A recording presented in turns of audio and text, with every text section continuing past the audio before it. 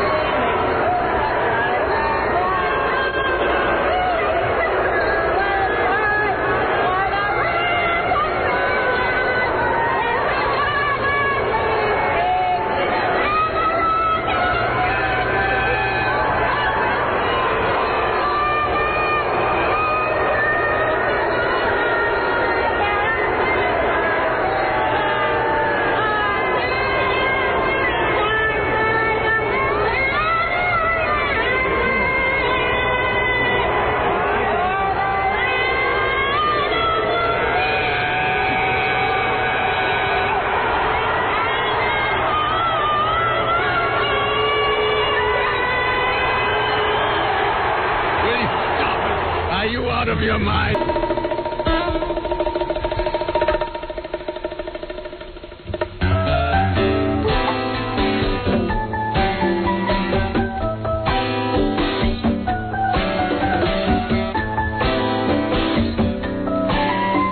I'd sleep with you guys. You too.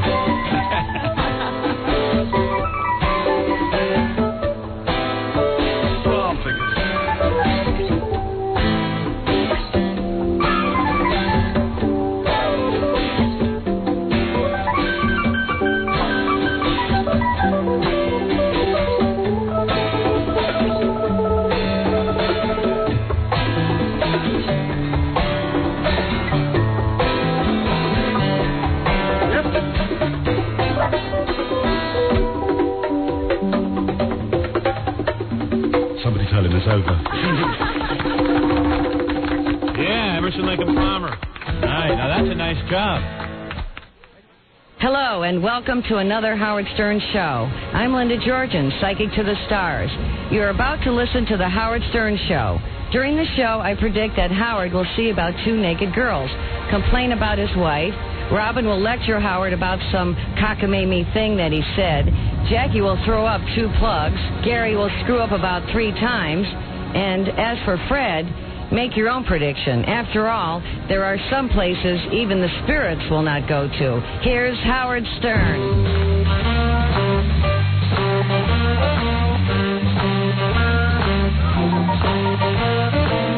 Hey now. Hey now. Hey everybody, what's happening? Once again, we are here. We're gathered here to do a morning show for you where we make you laugh for free. Pretty amazing, isn't it, that you get all this for free? You don't have to pay for it. The one thing you don't have to pay for is this show. Would you pay for it? Yep, I would. It's worth it. If you didn't get it for free? Absolutely not. I know that. If all of a sudden it was taken away from you unless you pay? Hey, I got a new piece of equipment here. I think I have a remote box where I can speak to Gary. The problem is I can't reach it. Oh. Let's see. Gary, can you hear me? What is Probably not. What, Wolf? Oh, there it is. Hey, look at that. That works, huh? How many months ago did you ask for that? Well, don't complain. Yeah, only 2 weeks ago. Months ago. It was months. I know. What's this button? Hey, now. Anybody hear me on this button? No. That button is just for show. Okay. What do you want to say to Baba Boo? You got any message for him? Not at this time. I bet you Jackie has a message for him. He didn't say anything yet. No? You got anything you want to say to him? Say it. Gary, don't be upset. Is he still not talking to Jackie? I'm talking to Jackie. I'm not upset with him. I mean, I just wish he would stop it, but I'm still talking to him. Did you see the note he wrote last night? No, because I took a replicate this morning. Boy, is it really No bad? wonder he's talking. Oh, that's why you're still talking to him. Ooh. Yeah, I didn't see it. You got it. Right. That was too hard to resist, though. Hey, Gary, what's the difference between a girl in a motel room and a Gideon Bible in a hotel room? What, Wolf? Or Gideon? I don't know. Well, the Bible doesn't call the cops after Marv Albert uses it. See? Here you go. All right. We'll be talking about Marv Albert. Can you believe it? I'm saying to myself yesterday, what is the world coming to? I don't believe it, by the way. And also, I will turn in Frank Gifford to the police today. I have the form. We're going to fill it out. Right. We were in the midst of that. Yeah, we'll finish that all today, and then we'll send Stuttering John over to the district attorney. Listen, I got to take a break, though. We'll come back. We'll get everything going right after these words, baby. Howard Stern is as American as apple pie, served by a lesbian waitress. 96. This is My hero. There's no one better. I wish I had 100 more like him. Who the hell is that? Howard Stern? the Howard Stern Show. What the hell is that? Who the hell was that? Howard Stern? Where the hell do we get these things from?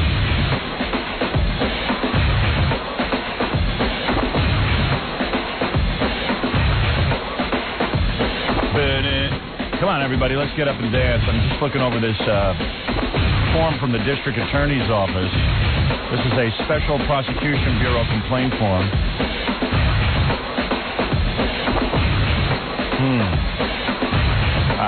Okay, why don't we get right into this? We have to file. Well, there's a lot of questions to answer, and we have to figure them out together. This is the complaint form against Frank Gifford in the Kathy Lee, Frank Gifford, Susan Johnson affair. There are videotapes and pictures that we are filing a citizen's arrest form so that Frank will be brought to justice. Did you hear from your mother yesterday?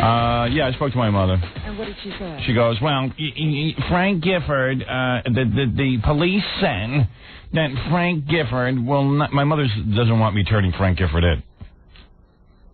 She goes, well, I heard the police say that only Kathy Lee can file the report. I said, well, you're in for a surprise tomorrow, Ma. You didn't tell her that you were going ahead? I told her we're going ahead. Okay. I told her. I said, Ma, I got to be honest with you. I'm turning Frank Gifford in. This is just too funny. It didn't faze you whatsoever that your mother was upset. That's right.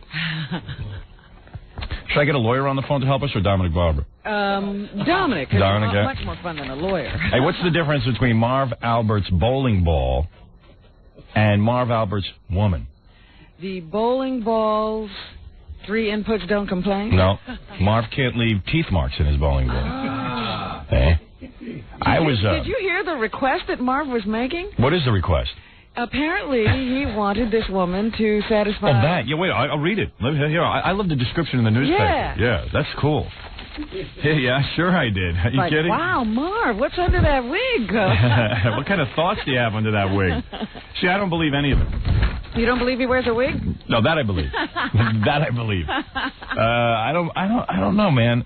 First of all, I think any woman could beat up Marv Albert. I don't believe Marv Albert could, I mean, my first reaction is... Well, she's a 10-year friend. Well, hold on. Someone calls me up and goes, hey, did you hear about Marv Albert? I go, what now? What's going on? I don't know what's happening in the world. Everyone's flipping their lid. First of all, didn't we several years ago see the story of the happy Marv Albert marriage? What happened to that? Oh, no, that ended a long time ago, very quietly. Oh, yeah, no, I knew he got divorced. Well, I just love these people who, 1 minute they have their families all in the paper talking about how wonderful it is. Yeah. The next minute they're divorced and they don't remember they had one. Yeah, well, hey, it's easy to forget. Once you get free, it's easy to forget you had a family. Okay, Phil Mushnick is a sports writer here in New York. He says, no way Marv could have done this. I know Marv. What, has Phil been with Marv? Yeah, he says he never bit him. All right, it says, here's the description. I circled it. I did my homework. All right. Albert's accuser, a 41-year-old Vienna, Virginia woman, by the way. Not a bad-looking babe. I could tell she had her eyes done. Go ahead. Albert's accuser, a 41-year-old Vienna, Virginia woman, said the sportscaster called her to his room shortly after midnight, and the two began arguing. That's always bad. She said, now was what are they arguing? Were they lovers for 10 years? They say friends. What's he, a fag? What do you mean friends? I don't know. All right, here we go. She says he threw her on the bed, and then he bit her severely, viciously, on the back. She had bite marks, 10 or 15 of them, and then he forced her to commit sodomy. Now, let me ask you something. How do you do that? Yeah. See, at first I figured, well, that must be anal sex or something, because you can't force a woman to give you oral sex because she could just bite you. That's very dangerous. Yeah, I wouldn't trust her after I bit her a whole bunch of times. Yeah, I forced her to do... what do you have, a gun? Her flesh was ripped, he said. Some of the bites were very deep. Yes. Yes. You know, everyone's in the newspaper saying Marv Albert's like the guy, like the best. I find him rather annoying on TV. I hate his voice. It actually sounds like he... like he's a top 40 announcer. Yeah, stuck in his throat. Yes. He's what they call in radio a yucker. Yuckers are guys who get on the radio and go like, yeah, baby, you know it too. Yeah, well, baby, love. You know, and a lot of those inane thoughts he throws in that voice. Yes. You know, because he's like, it's clear that the Houston Rockets are on, a roll. I mean, it's almost like he's a yucker. He's putting something on his voice. He's putting a little spin in there. Right, there's something going on there, but I don't know what it is. Yeah. Anyway, he threw her on the bed, bit her a couple of times, 10 to 15 times, and then forced her to commit sodomy. Her flesh was ripped, he said. Some of the bites were very deep. Who is this talking? I guess it's a police guy. The woman reported the incident a few hours later. One source said the woman told police Albert got angry when the woman refused to bring another man to the hotel for three-way sex. Did you see that? Yeah. Now there's a yes. Yes. Yes. I want three-way sex with a guy. What the hell is I don't know, there? man. I've always thought those guys who just report on the sport are up to something. Man, oh Chevy. They love hanging around guys way too much. Yeah, sweaty guys. Yeah, what's that all about? Albert, a divorced father of 4, faces a maximum of 5 years to life in prison if convicted. Can you imagine he goes to jail for life? Yes. And O.J. walks free? Yes. Plenty of three-way sex there. Yes. He wanted her to bring the other man. That's what's weird. Yeah. Like, let him go find his own man. Let him ask Giff. No, you need a woman to go pick up a guy. Yeah, I guess. Hey, now. Although I think I could walk into a bar and say, hey, here's a picture of my friend. What do you say? You want to do her? Yeah, some guy's going to punch your lights out. Yeah. I know guys who've shared women. Really? They're all effeminate. I was going to say. I don't know, man. What kind of guys do you know? You know, that's a pretty intense story. So anyway, the cops... The cops, that doesn't roll right off the top of your head. Yeah, the cops evidently had been investigating this for 3 months. Yes, this was reported shortly after. You know, a lot of people are saying, well, why is the indictment coming down just now? It seems odd. But she reported this almost immediately after. She was treated at a hospital, and they decided to delay this and investigate the woman's statements so that they didn't get into a situation where there was just some gold digger trying to besmirch the good name of Marv Albert. So, anyway, I was talking to Dominic Barber, Bloated Attorney, who's my legal consultant on all these matters. Say, the official legal consultant. He said to me, they must have something. They must have something because they took 3 months of investigation. They got tape or something. Tape? He's into the tape now. He thinks all hotel rooms are rigged. He says the police didn't move lightly on this one. I mean, they just really took their time and really just kind of looked into the thing. Dominic said somebody didn't move lightly? Right. Well, something like that. Anyway, then I'm reading another article that says NBC might pull the plug on Marv Albert, that this Saturday he's supposed to be, I guess he's doing one of the basketball games. And I heard that he was supposed to have something to do with the Rangers broadcast last night. Oh, really? And he wasn't there. Yeah, so they're saying that this could even ruin his career, whether he's guilty or not, which really disturbs me, quite frankly, because... It is awful. Yeah, it is awful, because, First of all, here's a woman who is making accusations. And, hey, if these are true and everything, then, hey, so be it. Lock the guy up in jail. He shouldn't be biting anyone and force him to have sodomy and all that other stuff. But at the same point, if this is a setup, which many of these things are, many of them, let's face it. Remember those guys on the Dallas Cowboys? Yeah. I was reading the paper today. Remember all those women suing Montel Williams? A lot of them have dropped out of the lawsuit all of a sudden. Oh, yeah. So, you never know. I mean, I'm not saying that she's, maybe she is telling the truth. But, second of all, he's just a sportscaster. Yeah, not only that. It's not like he, actually does something really important. But you know how stupid fans are, because they went and interviewed people on the street. Yeah. And right away the fans start saying, my kids watch sports, and he's supposed to be a role model. I go, he is? Like, while he's sitting there telling you what Michael Jordan is doing, your kid's going to be badly influenced to ask women for three-way sex. Yeah, I say I'd rather have a guy who wants three-way sex doing the sports. Makes sense. Sort of fits into the whole sports motif. Listen to Marv a lot better now. Yes. So, of course, the front page of the New York Post, of the Daily News, rather, says, No! With a big picture of Marv Albert. Looks like Marv got a nose job or something. I don't know. But that wig. Yes. Yes. Yes. He was another guy who used to say he didn't wear a wig. I don't know what he does now. He's probably got a hair weave. A lot of guys who have hair weaves say they don't wear a wig, and they try to fool you that way. And then they tug on it because you can tug on a hair weave. Right. So they tug on it in front of you, and they go, see, I don't wear a wig. You know who does that? Bob Grant. Yes. Yes. Yeah, this is a radio guy here in New York. Every time I see him, I go, hey, Bob, nice wig. And he goes, hey, you can pull on my hair. There's no wig. Pull it, pull it. Pull it, pull it. And you pull on it, and you can see he's not wincing. It just... Yeah, you see it lifting, but not coming to you. It's a weave. Because you go up to Bob Grant and you go, hey, Bob, nice wig. And he'll go, I don't wear one. I don't hear tug on my head. He likes you to tug on it. It's a pisser. You just go up to some guy and start tugging on his head because he so desperately wants to prove he has his own hair. And it's so obviously not real hair. I mean, it's barely attached to his head. Yeah, you can always see that line of demarcation between real hair and fake hair. Oh, you bet. You bet. And Marv Albert, I don't know what's going on with that. He swears it's real. But it can't be. No. No hair in nature looks like that. God didn't make any hair like that. So one fan says, I can't believe it. First GIF and now Marv Albert. There's nobody left. What? Nobody left. That's what he said. Stunned by sex assault charges, sportscaster Marv Albert may have to take an extended leave of absence from his radio and TV duties. He has radio duties? Yes. Oh. The other thing that I heard that I thought, this is really hysterical on the part of NBC. Yeah. Was that they were embarrassed by the O.J. situation. Yeah, they said that during the court case, O.J. was identified as a former NBC sportscaster, and they were embarrassed. And they think distancing themselves from Marv Albert will be any better? Won't they still say the former NBC sportscaster? Yes. There is a belief that it may be of the best interest of everybody if Marv takes a break. Boy, what cowards broadcasters are. What cowards. God forbid I go into a hotel room and bite up a woman. You think my station actually would probably take out ads in the newspaper? Yeah, they promote it. Hey, by the way, on the sportscaster ladder, the feeding chain, Russ Salzberger, in a surprise move, has moved up 3 notches and is suddenly in demand. And nobody ever thought that could happen. Yeah, Channel 9 sportscaster here in New York. We're going to have to look at those stupid sweaters he wears.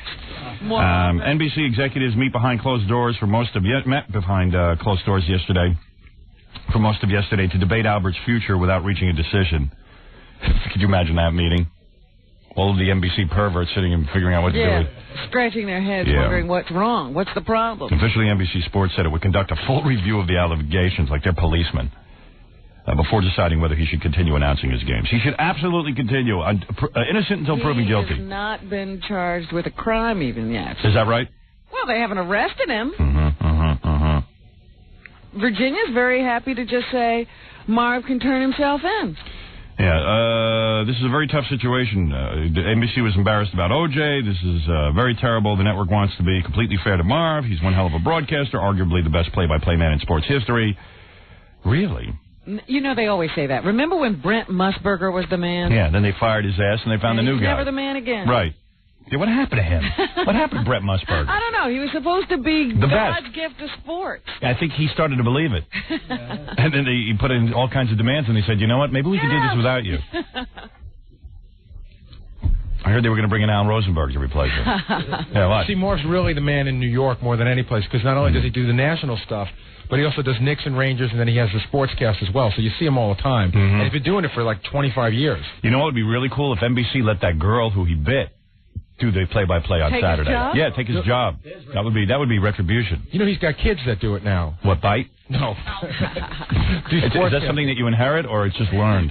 No, but his kids, like, I think one of his sons does, like, Ranger games on the, on the radio. It sounds just like Marv. Really? Yes. Yes. And he has brothers who do. It's unbelievable. Yes, it's true. That drives me crazy. His big line was when he does hockey, he'll go, stick saving a beauty. Stick saving a beauty. Stick saving a beauty. I think there's something wrong with a person who does that. Yeah, I do too. That's why I wouldn't let him on. I'm beginning to believe the story. Yeah. Let's see. Ultimately, okay, so it says, we must be very careful not to prejudge, Yaman said. Who's Yaman? Oh, he's a psychiatrist at Maimonides Hospital in Brooklyn. He says that we can't prejudge Marv Albert. But ultimately, it is the public's perception that will weigh heavily on any decision. Jesus Christ, the public doesn't have a brain in his head. How the hell would the public... The public. And the public, of course, has spoken. If you loved Marv Albert yesterday, he had still already bitten that woman. So you still love him today. That's right.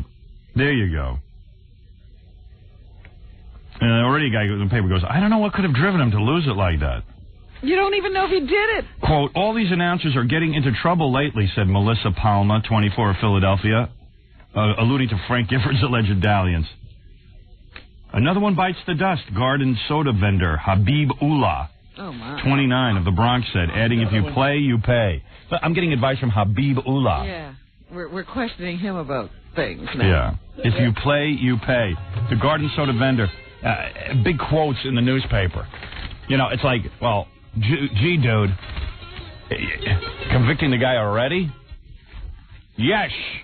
But Marv reports on this stuff all the time. You don't think that he would actually... Hey, man. Go and do it. I'd like to meet the woman that can't beat up Marv Albert. I say any woman could beat him up. I don't believe you could force sodomy if you're Marv Albert. Well, you can. If you've got a gun to your head, you will do it. Mm-hmm. Let me think about that. I don't know, man. Death ain't so bad when you think about it. Noodling around with Marv Albert's thing. I don't know. I could do without that. Yeah, hi, you're on the air. This is Lisa.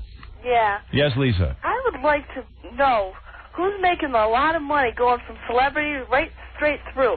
First Eddie Murphy, then Frank Gifford, and now Marv Albert. Well, you know what it is? All these things used to be quiet. Like, I was reading a book years ago, like Frank Sinatra used to do all kinds of weird stuff. Like, Elvis used to take pull cues, throw them at women's breasts, and paralyze their breasts. And they pay these people off quietly. You pay them off, or like people felt so powerless that they couldn't do anything, and it was before all the sharks came out, the lawyers, and, started teaching people how you could sue celebrities and stuff. So now, all of a sudden, we're like, who knows? Like, maybe, I'm not saying the woman's doing this, but she could even, like, say, hey, maybe I could get back at Marv by accusing him of something, but where the hell those bite marks come from? So maybe he did do it. So now you're starting to hear about everything, and, like, all of a sudden... there's lots of money to be made by talking about Eddie Murphy. There's lots of money to be made talking about Frank Gifford. You know what I mean? Well, in the Eddie Murphy situation. Yeah. Yeah, but basketball's my sport. I hate it when people just, do stuff like that. Yeah, but big deal. I mean, it's Marv Albert. He doesn't play basketball. Right. But he's an announcer. Yeah. Or, and basketball's just my thing. And every headline, like these suspensions and stuff, it's like... one thing after another. Stupid people laugh like that. I know. Yeah. Whenever they... I can't wait to find out who's going to be next. Whatever stupid... It'll be interesting to find out. Stupid people always go... Well, she thinks there's a conspiracy that somebody's making a lot of money telling on all these stars. So what do you think? There's a conspiracy? Like there's somebody out there making a lot of money telling on stars and none of these things are true? I don't know. I see. All right. Thank you. Hey, Dominic. I don't trust the case. Why? Give you a lot of reasons. Go ahead. Number one. Here's Dominic Barbaro. This morning he doesn't trust the case? No, I didn't trust it yesterday. I said that they did a long investigation, but that doesn't mean I trust it. Go ahead. Let me hear what your theory is. A whole bunch of reasons. Go ahead. Number one. The biting on the back. She had to take her clothes off, otherwise her clothes had to be all ripped up. Okay. Number two, the claiming of oral sex is a very easy thing to claim because it's hard to find the sperm because the scrapings don't show it. Is that right? Yeah. You can't scrape... No, not like anal or vaginal. Yeah. So I don't trust it again. Number three, when she left the place, when she left the room... Dominic's got a lot of free time. She did not immediately... Dominic, did you say anal or vaginal? Can you say that again, please? A lot of our listeners didn't hear it. Oral or vaginal. Oral or vaginal or anal. I don't trust it. You can't scrape the mouth. You can scrape the anus. It's hard to find the sperm. It's hard to find sperm on the mouth or anus and vagina. They usually can't find the sperm in the wee-wee. Is that better? All right, go ahead. Yes, counselor. Yes? Next. When she left the room, she didn't immediately go and report it to someone in the hotel. She went home and she thought about it for a few hours. I promise you, when you get the phone records, and every phone call that's made, Go ahead. you can get the record today. Yes. Any call, local, Go ahead. distance. Yes. I promise you she spoke to someone, like a lawyer or some individual, that all of a sudden she goes running to the hospital. Mm-hmm. Next, in her room of that hotel, when she's getting bitten up, you don't think someone in another room would have heard it? I don't believe it. That's true. You can hear everything in a hotel. Maybe it was empty. Especially at the Martinez. Next, You're not kidding.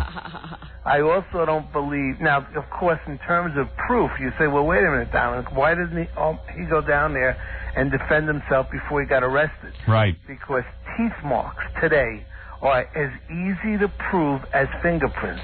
So you could tell if it was his teeth marks. Absolutely. But by the way, just because a guy bites a woman doesn't mean it was against their will either. Just the opposite, because if someone bit someone once or twice, that might be against the will. But you can't tell me that someone could bite you, Howard, 15 times, and then someone force you to have oral sex. It couldn't happen. Oh, come on, Dominic. No. Dominic, I'll bite you 16 times. Don't say that. I don't believe that. No, and I'm a defender of women that are abused. You know that. I don't believe the process. See, what you don't take into account is the celebrity of Marv Albert. Right. And what some people won't do. What do you think that is, a hair weave, Dominic? Well, and the three-way demand, the demand to bring a man to the room. Yeah, what about that? I'll bet you that got added into the story later. Really? Because it wasn't part of the police release yesterday. All of a sudden, someone unnamed source said. I see. Which makes it all a little more tasty for. Make it a little more embarrassing. Right. Right. Oh, I see what you're saying. now Out you of got court something settlement kind of thing. Right. Now it's worth a little money. Right. Interesting. All Well, right. hey, maybe you're right. Yeah, but why would you said 3-month investigation, why would the police bring charges? Because they got teeth marks. They got a woman who is complaining. Why wouldn't they? If someone's making a complaint. But why from, 3 months from the time the complaint was made? Yeah, that's a good point. What do you think they got in those 3 months? Well, I think obviously nothing more could they get other than the teeth marks. Right. And her going to a hospital saying what happened. But they question you over and over and over again. Yeah, but that's not as difficult. How complicated a story is this? I mean, it's a very quick story. Why was she in his room at 12:30 at night? It's a 10-year relationship. When does an act become forcible?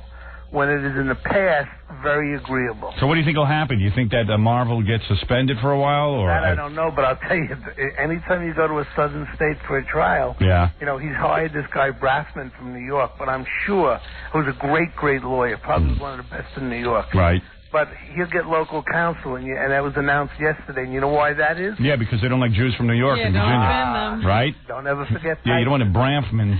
Don't offend them. Yeah, right. Let's face it, Virginians don't like Jews. And think about Tyson. He brought in that attorney from Washington, that hotshot, and they had that local lawyer. Yeah. And he got buried. So you can be rest assured there's going to be some boy with a southern drawl. Yeah, who's that Jew representing that Tyson? Who's that Jew? Who's that carpetbagger? Who's that there carpetbagging Jew? Holy magaroo. In defense of threesomes, at Patsy Lombardi's in Brooklyn, a pizza place, I've often had a threesome. Yeah, three cheese pizzas to go.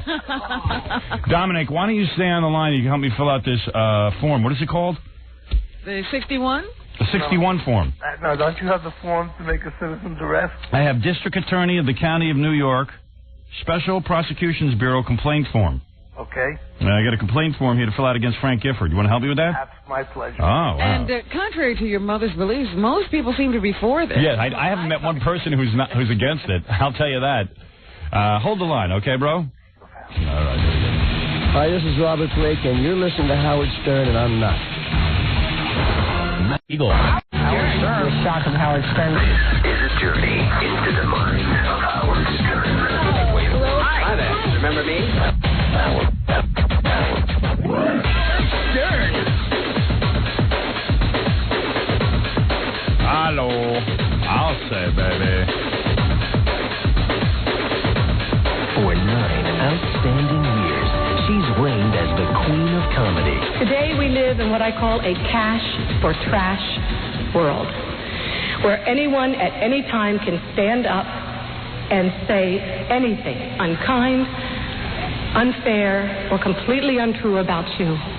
and then they're rewarded for it financially. But now the time has come to say goodbye. Frank did what he always does, which is the right thing, the compassionate thing, the loving thing. He made a difference because he is different. Go, girl. And I love him very much. Come back one last time as the final curtain falls on one of America's most beloved comedies. He loves me. He knows my heart. He takes the needling and the teasing beautifully. I mean, he's 64 years old, and he's known as a human love machine. Who wouldn't be glad? The final episode. Let's get ready to rumble!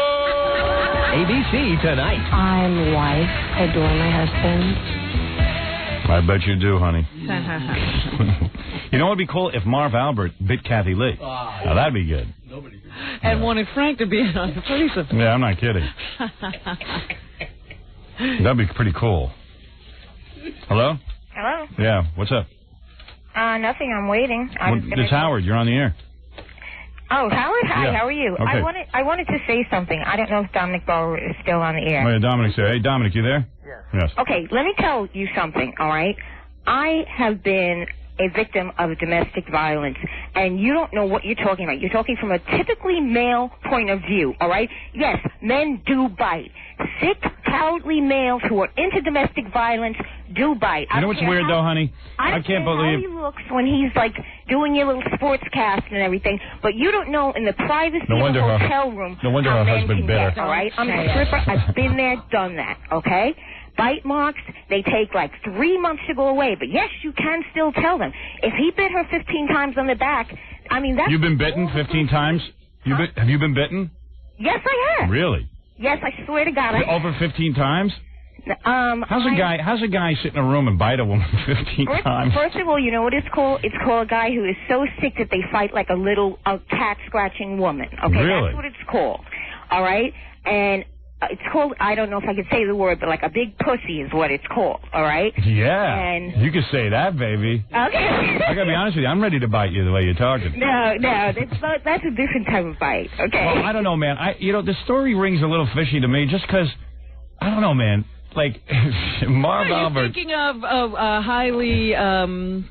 motivated, actualized person who can defend themselves. Obviously, this woman's going, she's at Marv's beck and call. He calls her at night. I don't know. And she comes out of her house at 12:30 at night because she's got to go see Marv Albert, and then he starts screaming at her.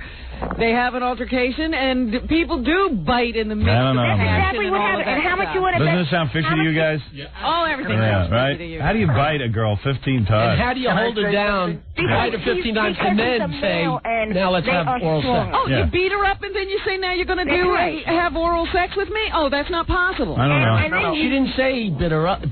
Well, what is 15 bite marks, Jackie? I don't know. Okay. But I don't know. After I'm bitten 15 times, I just get out of the room. Howard, could I say Howard, we are, even though we're female and we're strong mentally, we are physically inferior. Really? I'm sorry. Can I say Oh, God, somebody's inferior. Howard, wouldn't she have to have bruises all over her arms and everything? Howard, maybe she did.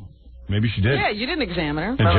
May I say something? All right, you know what? I don't want to discuss this anymore. I don't really know. I wasn't there, and quite frankly, I've had it up to here with everybody. I know. Every time you open the paper, somebody's been sexually harassed or abused. I'm the only role model left, and that's pretty pathetic. Everyone wants to deny it because it's a male-dominated society. And meanwhile, I went to listen to this. I had an assignment yesterday. So Penthouse Magazine asked... You were abused. Yeah, man was I abused. Penthouse Magazine, and listen to this.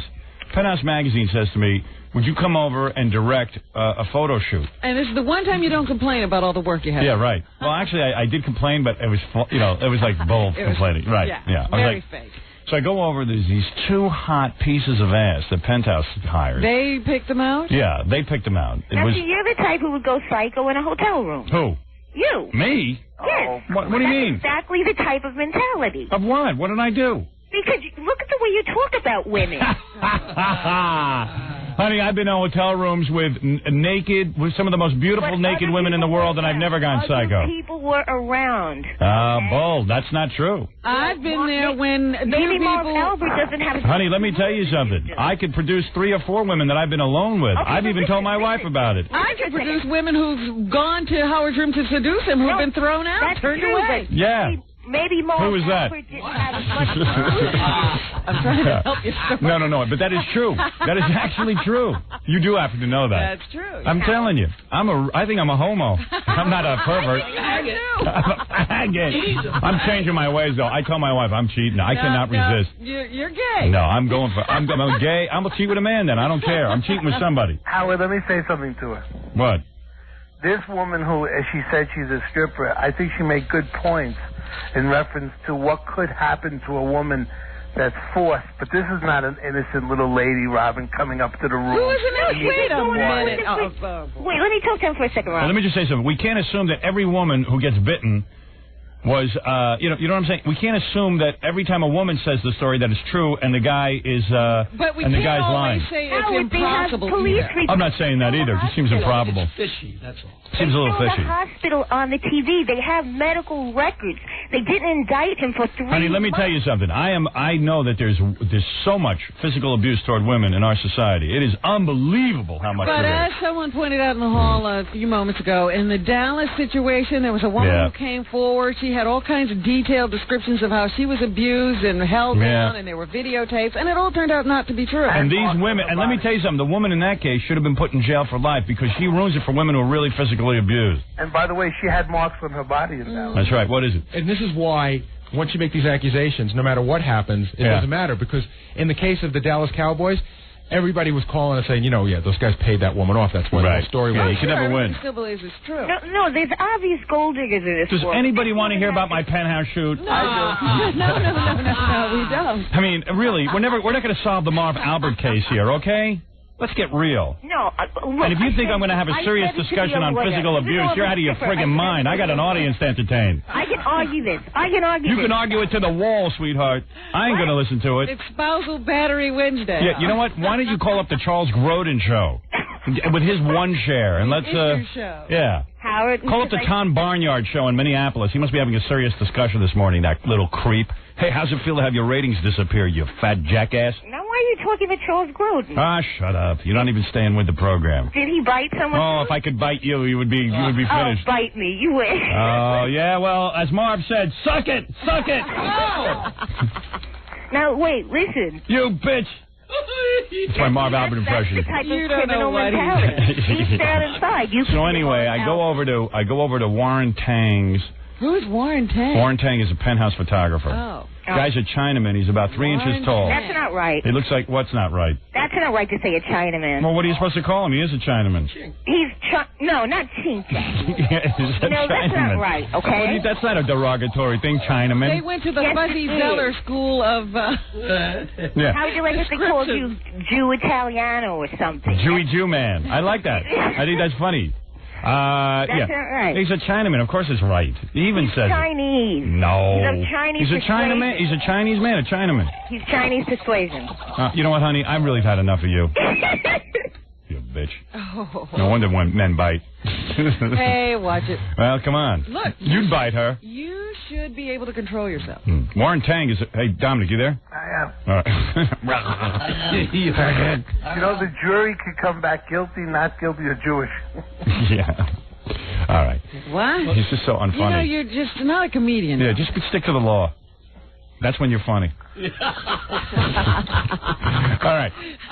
So I go over to this guy Warren Tang's office. Yeah. All right. He's got like he's like I don't know. Is this like a studio? Yeah, he's like a midget, this guy. He's like a little tiny guy, but he's a real talented photographer. He took the pictures of me on the last cover I did for Penthouse. Uh-huh. Does he, is he bigger than his camera? Yeah, but he's like a Chinese guy who ran around with a camera all day. So, yeah.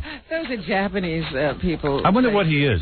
Tang. I think he's a Chinaman. So, we're in there, and I walk in, and there's these two hot girls. I mean, like the hottest girls you ever saw. What do they look like? Especially this one girl, Are they pets? who I'll call Heather. That's her stage name. This Heather, I was really attracted to, and she came over to me. She's totally nude, and she says to me, she's walking around nude. yeah, because she's getting ready for the shoot. And I'm there to direct. Like, I'm the director of the thing. Oh, this is a girl-on-girl shoot you're directing? Yeah. Oh. Yeah, so this girl Heather, I'm looking at her and I go, I really like her to be my girlfriend. I mean, I really like her a lot. And then, I mean, I was really attracted to her and everything. I mean, I would like to date her. So I said to her, so I'm talking to her. I'm throwing a rap at her. You know what I mean? Like, hey, how you doing? Everything. She goes, all of a sudden she puts like, her hand on my knee and stuff, and she's talking to me. She's naked. She's naked, and she says to me, where's you, on the inside of your knee? No, like we were just talking and stuff. You know how like sometimes a woman will touch you. A woman will touch you, like Are you know. sitting? We were actually squatting on the floor because we were picking out leather dominatrix outfits for her. Oh. Oh, I'm a director. What am I supposed to do? So we're doing that, and she's like, you know, telling me, what did she say to me? She says, she goes, I don't have a boyfriend. And I was like, what? Uh-oh. I was like, you don't? I go, oh, I would like to be your boyfriend. Did you just fall over? Yeah. And she told me that she couldn't believe she was meeting me. And start beating your head against the Yeah, I mean, I really do want to kill myself. You know, if you read in the paper one day that, like Frank Gifford, they caught me in a hotel room, just, you know, it's not out of the question at this point. Could you live through it? Yes. Sure I could. You could face your mother. Yeah. Your wife and your daughters. Yeah. I would just leave the house. They'd never see me again. You'd run away. Yeah, I'd have to live through it. What am I going to do, kill myself? Yes, that's what I'm thinking. Right. I think in the end I'd be stronger. Yeah. Well, yeah, I'd have to give up a lot of money. That's true. At least half. I mean, at least. You mean you're going to give up more than half? Well, the value of your fame is maybe more than $1. Uh-oh. Well, I'd quit working, so there's no problem. If I had to give up more than half, I just quit work. I say it's not worth it. Yeah, make no more money. Yeah, I'd rather just not make it. Yeah, fine. Yeah, I'm fine. Then I won't work. The day I work and I get 50 cents on the dollar, I'm out of here. I'm gone. That's it. I'm not going to do it. I'm not going to get up early. Let my wife go to work. I'll take 50% off of hers. I mean, I've been working my whole life. But she didn't cheat. Well, hey, she should have. Stupid. So anyway, I get over there and this girl's telling. I mean, can you imagine a penthouse pet telling you she doesn't have any boyfriend? What do you think that means? Well, what do you think it means? You're a smart woman. Yeah, it means, hey, you come on. Let's party. Yeah. Or maybe there's an indication that she likes me. I would say that's major. Yeah. And we were also talking. A girl does not say, I don't have a boyfriend to a guy she's not interested in. Exactly. And believe me, I was interested in her, she was interested in me, and it was clear we both wanted each other. Well, she wanted something. Right. Well, she wanted something, and I wanted something. So. You had something she wanted. Yeah. And then there was this other girl there, Leslie, who's very, very good looking, but, you know, she's got a boyfriend. Type? Yeah. Well, she had a boyfriend. Yeah, so she's not my type. Yeah, right. Mm-hmm. So then they're running around naked, these girls, and they're, like, you know, wearing these little dominatrix outfits. They get dressed a little bit dominatrix outfit. And then I just kind of, like, you know, sat there and told them what to do. Like, who's taking the pictures? Warren Tang. Tang's taking the pictures? You're just hanging out. Basically. And I'm like, hey, girls, why don't you take off those gloves? They're not that sensuous. And then they were doing stuff to each other. Like how, I mean... You know, yeah, everything. Really? Yeah. And does Warren say anything? Oh, Warren gets in there, too. Warren's really the guy. It's, you know, we're supposed to... The idea of the layout is Howard's fantasy. Yeah. Meanwhile, I think it's Warren's fantasy. Because Warren was really calling the shots. Yeah. Yeah, he goes, yeah, go. Lick her there, but lick a little higher. Lick a little higher. All right, lick a little higher over there. Warren was sweating like he had malaria. I said, Warren, what's your deal? You ever get any of these girls? He goes, oh, no, I don't do none of that. No. No. You know what this reminds me of? Right. The day that you were off from the movie. Yeah.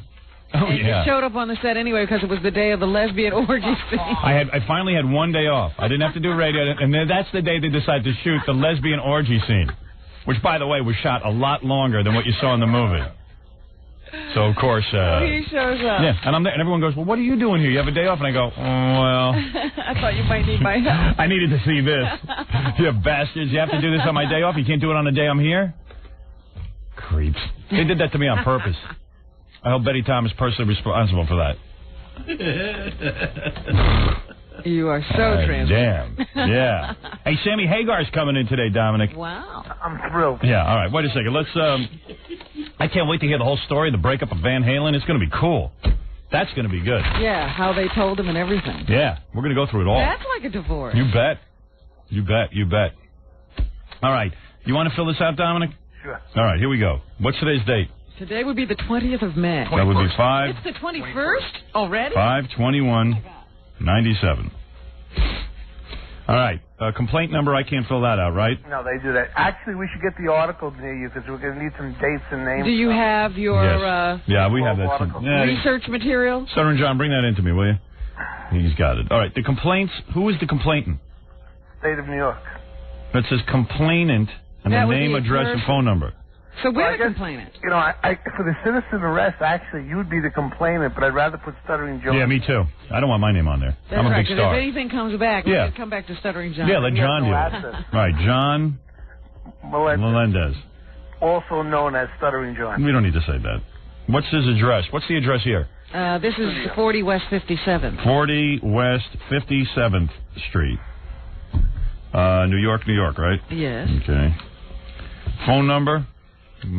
31. Let's give him Jackie's phone number. Oh, that's 9221. Yeah, 922-WINE, 516. But what's the phone number here? 314. What, just the general number? Yeah. All right, 212. 314-9230. All right. All right. Sorry, man. All right. The subject's name, Frank Gifford. Yes. What did Kathleen call him in that piece before? The Love Machine. Frank Gifford. Should I put in parentheses Love Machine? Yeah, what the hell? I got to do that. No, come on. This is serious. What's his address? Frank's address? Should we give the address of the hotel where the incident occurred? Yeah, that's better. Yes. All right. Just put the Regency. All right. Address. Regency Hotel. Anybody know the address there? 61st and Park. 61st. All right. And Park. Phone number. Well, we'll fill that in later. All right. Business name. Love Machine. Were you referred to the district attorney's office, yes or no? Yes, by the police department. Okay. Yes. If yes, by whom? New York City Police Department? That's right. NYPD. Is there any complaint against you regarding this matter which requires you to appear in court? No. Right? No. Yeah, we're not involved. No, we're not. That's like a fight when both sides are complaining. Are you either a plaintiff or defendant in a civil suit relating to this matter? No. Not yet. Not yet, anyway. That's right. We're completely innocent so far. Right. Do you have an attorney on this matter? Yes. No. Don't put my name. No. No. If yes, attorney name and number. I would put Dominic, but he doesn't want to be involved. Well, thank you. Are you related to the subject in any way? No. Am I related? Well, is John related to Frank Gifford? No. No. Okay. Not that we know of. Have you previously reported this matter to the district attorney's office, the police department, or any other agency? No. Yes. No, we haven't. Yes, we went to the precinct. Well, yeah, we didn't but fill out anything. But it's previously, it says. Oh. I'd write no there because Yeah. they actually just didn't take any. Right. Yeah. Yesterday, we tried to turn Frank Gifford into the police. By the way, Turn him in case you're just tuning in, there's a statute that I discovered after studying the law, 222.17. And what it says is that if you commit adultery and they've got it on tape like this, forget about it, man. You got to go to jail or do some community If you're service. married and have sexual relations with a person who's not your spouse, it's a violation of the law called adultery. And the cops told me yesterday that Kathy Lee had to file the complaint. I was in the law library yesterday, the Columbia. Found precedent? I was in Columbia Law Library for most of the afternoon, and I found precedent, and I found that you do not. Kathy Lee can't file. She can file it, but we could also file it. Doesn't make a difference. Actually, she can't file it. No? Yeah, if you look at the second part of the law, there's certain people who can't give the testimony, and she's one of them. Wow. See? So we're doing her a favor. Why? Well, because they don't want spouses. It has to do with the old law. It really is not that relevant, but clearly the videotape is the proof. Right. Hey, have you previously... Okay. If yes, no, we had a no. Okay, all right, here we go. Details of complaint. Now, this is going to be tough. This is like how do you word this? How many lines you got? 1, 2, 3, 4, 5, 6, 7, 8, 9, 10, 11, 12, 13, 14, 15, 16, 18 lines. All right, first we got to write it on another piece of paper. How about I make it real simple? Go ahead. I'm going to write. I'm just going to write on this. Defendant Frank Gifford. Defendant Frank Gifford. They're going to know you had a lawyer. No, had sexual relations. Including. Well, you have to name the type of relation. Go ahead. That's the best part. All right. What were they? Well, we know we had intercourse. Including intercourse. We know we had oral sex. Oral sex. With a person. With an individual named. With an individual. You don't want nicking and petting in there? No, that's not part of the adult. That's not. Oh, so that's not cheating? Oh, good, because then I'm innocent. With an individual named. Put her name in. Susan Johnson. Susan Johnson, and spell it right. How do you spell it? S-U-Z-E-N. I spelled it wrong. S-U-Z-E-N. Susan, you're kidding. S-U-Z-E-N. Look at my paper there. That's insane. She should be arrested. Susan Johnson. Should we write he had no rubber? No. All right, Susan Johnson. How's a guy cheat on his wife with no rubber in this day and age? Kathy Lee could be... Because you're 66 years old and you forget. All right, okay. With an individual named Susan Johnson. Go ahead. In a hotel room. In a hotel room. At the address known as... let's just give at the... What is the hotel? The Regency. At the Regency Hotel. In the city of New York. The Regency Hotel. And what is the date? In the city of New York. In the state of New York. In the state of New York. You got to know a lot of crap to be a lawyer. In the state of New York. Hey, Dominic, you almost sound like a real lawyer. It's a double speak. In the state of New York. You got to remember to say things 2 or 3 times. Yeah. You bill by the word. Right, go ahead. Yeah. On, and put the date. All right. On, what date was it? Look at you. Oh, come on. I don't have it in front of me. You guys have to help me with this a little bit. John, where's my globe? Where are the I gave them to you yesterday, both of them, remember? No, you took them with you. You said to the... But when I came back, I gave them to you. You did? Yeah, I promise. I don't remember.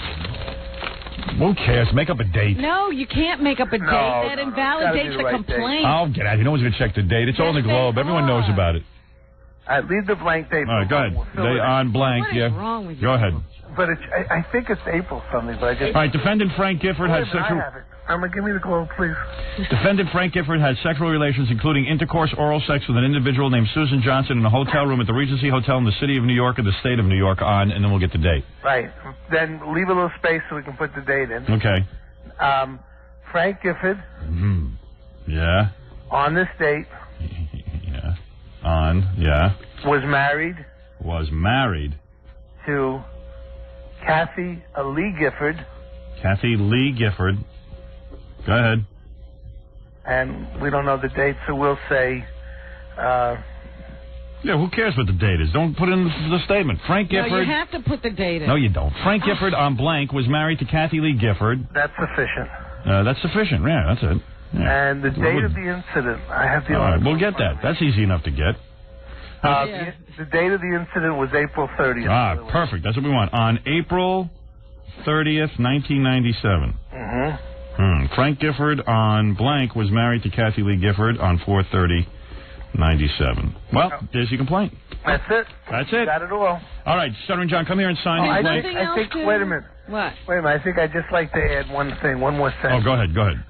The Globe. The Globe. Magazine. Has videotapes which corroborate. How do you spell that? Oh, go ahead. Well, let's see you spell it. Corroborate. Wait a minute. How do you spell it, Dominic? I have a computer. All right. C-O. If I was writing it, I could. You got it, Jackie? C-O-R-R-O. Yeah. B-O-R-A-T-E. Right. Okay, great. There. Corroborates.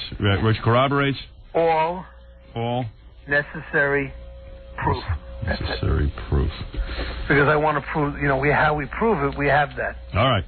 Okay. Well, it looks ironclad to me, and then it says signature complaint, and then we're done. Then you have Mr. Melendez sign it.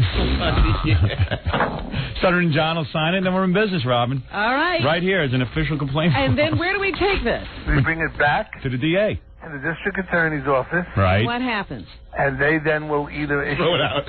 No. Come on. What happens? They will either decide to prosecute, or they can decline to prosecute and give us a reason. Oh. All right. But they will give you an opinion, I promise you. Really? Oh, yeah. What do you think the opinion will be? To decline. Well, really? Let's see. You know when they gave me the complaint form? Yeah. He said, listen, all yucks aside, we're really busy investigating a police officer that was shot. And, yeah, well, okay. You can put one cop on this. We're not asking for the whole force. And then aren't there bounty hunters ready to pick up Frank Gifford? At the border. Seriously. Dominic got calls from bounty hunters ready to pick up Frank Gifford. Yeah. Who's supposed to pay? I don't know. There's no bounty on him. What? I got phone calls from so many people yesterday interested in making the arrest, bounty hunters, people who want to give more proof, some housekeeper who saw him walking in a hotel. And all that. Good Lord. We got such a case. All right, Dominic, thank you. Nobody will bring charges. It's iron tight. All right, well, there it is. Stuttering John, come on over, sign your complaint form. Here it is, Robin. The official district attorney complaint form will be filed. It looks very official. Yes, and John, you go over there now, and you walk in with your telephone so we can hear you. Turning on the back. See where it says signature of complainant? Yep. That's you, douche. I mean, douche. All right, there you go. Let me see your name. Excellent. Nice. Oh, Zorro. All right. All right, you're going to go over now to the district attorney's office? All right, go ahead. And call us before you go in. Should we make a copy of this? Absolutely. That is evidence. That's right. We don't want that lost. That's right, ladies and gentlemen. You're here. We're in the middle of turning in Frank Gifford. Sammy Hagar's coming in a couple of minutes. We're going to find out the true story of the Van Halen breakup. Everything. Sammy's ready to spew. Chunks. Total chunks. Kids love it. What you are experiencing. It's Howard Stern. Fraser, you'd like to teach our 5-year-old. We're back. It's a good show. It's a damn good show. We're back. That's big butt, man. Them dang old. Yeah. It's a show about nothing with the Howard Stern Show. Baby. Yeah, now I'm rocking. Okay, I like that. You know what I want to play today on the show? I'm very proud of my own music. I want to play Tortured Man, a song I did on the Private Part soundtrack, where we can all groove together. It's about my life, my loves. Hey now, hey, I got a great website for you. Yeah, a friend of mine, by the way, said, Tortured Man is a really good song that you did. How come you never play it on the radio? I said, well, it's very painful. It's really about my life. And this person said to me, did you ever make love to your wife to the song Tortured Man? I go, what, are you insane? Yeah, you gotta listen to the words. Why would I be doing that? What the hell would that, what would the purpose be in that? Jerry, bring him Tortured Man. I'm very proud of my music. Before Sammy gets here and gets proud of his music. By the way, Sammy Hagar coming in here today, and everyone knows... Sammy has a solo album, right? Yeah, and it's a vicious thing between him and Van Halen that went down. Sammy will take care of that. He's going to explain everything that happened with the breakup. Remember this? This is a quote. First Alex Van Halen, then Eddie talking about Sammy. We tried to be gentlemen about this, and I guess we're just going to get a little bit nasty right now. That's Alex. He felt he didn't give 100% effort. Put it this way. No judgment. No judgment. Just a fact. Well, wait a minute. Bottom line, his work ethic sucked. Okay? Now, if he wanted to see me in this band and be a team player, he would be here right now. See? His work ethic sucked. That was Van Halen talking about Sammy. Shot by a guy who will be known as the worst Sour Grapes character in the history of rock and roll. As for Hagar's story about Eddie Van Halen being drunk in Japan, Daniels now says that, quote, Eddie was straight, but that, quote, if he had a slip, that's probably when it was, because it was the end of the tour. Daniels also charged that, quote, Sammy was totally uncooperative and unsupportive of Ed's efforts to stay sober. Wow. He insisted on... Look how it's more complicated What does he have to cooperate in? All I know is it's one of the most incredible breakups in rock history, and Sammy will straighten the whole goddamn thing right out. What was Sammy doing? Bringing liquor to Ed? I don't know. Yeah, why are they blaming Sammy for Eddie's drinking? I don't know. I always love stuff like that. So bored. Unbelievable. 1-800-44-STERN. But obey these rules, please. 1. Turn down your radio. 2. Don't say 3. Get to the point. Get to the point. Well, I'll get to the point. We'll let Sammy spew when he gets in here. What is it? That's what if you had a drinking problem. You weren't supposed to drink. Like you're not supposed to celebrate ends of tours and stuff. I don't know, man. I think you're allowed to drink at the end of a tour no matter what problem you have. If you're in rock and roll. Right. There's certain rules for rock stars that don't apply to the rest of us. If you're not in rock and roll, there's an end of a tour almost every day. Yeah. So Sammy has put out a big FU to the band and put out his own solo album. And some of the songs on this album are about that. Good. Really? That's cool. The single's called Little White Lie, and you look at some of the titles, and they're about... Eddie. Let me clear the phone lines before Sammy comes right in here. We're 2 seconds away from that. David, you're on the air. Hey, what's up, Howard? Dude. Hey, I was wondering about the movie. There's that clip where, like, the whole gang is all running into the limo and everybody's hunting you down, Yeah. And that's not in the movie. Yeah, there's a lot of scenes that didn't make it into the movie. As a matter of fact, I've indicated to the people at the movie studio that I would like to put together something at the end of the videotape that would be some of the scenes that didn't get in the movie. Like, we shot that scene for a full day. That was me, Fred, and Robin running into the limo being chased by people, because that was to indicate, when we got famous. But that actually happened to me. I was in Washington, D.C., and we started getting real famous. It was the first time I made an appearance. I was in a 5 and 10, like one of those like.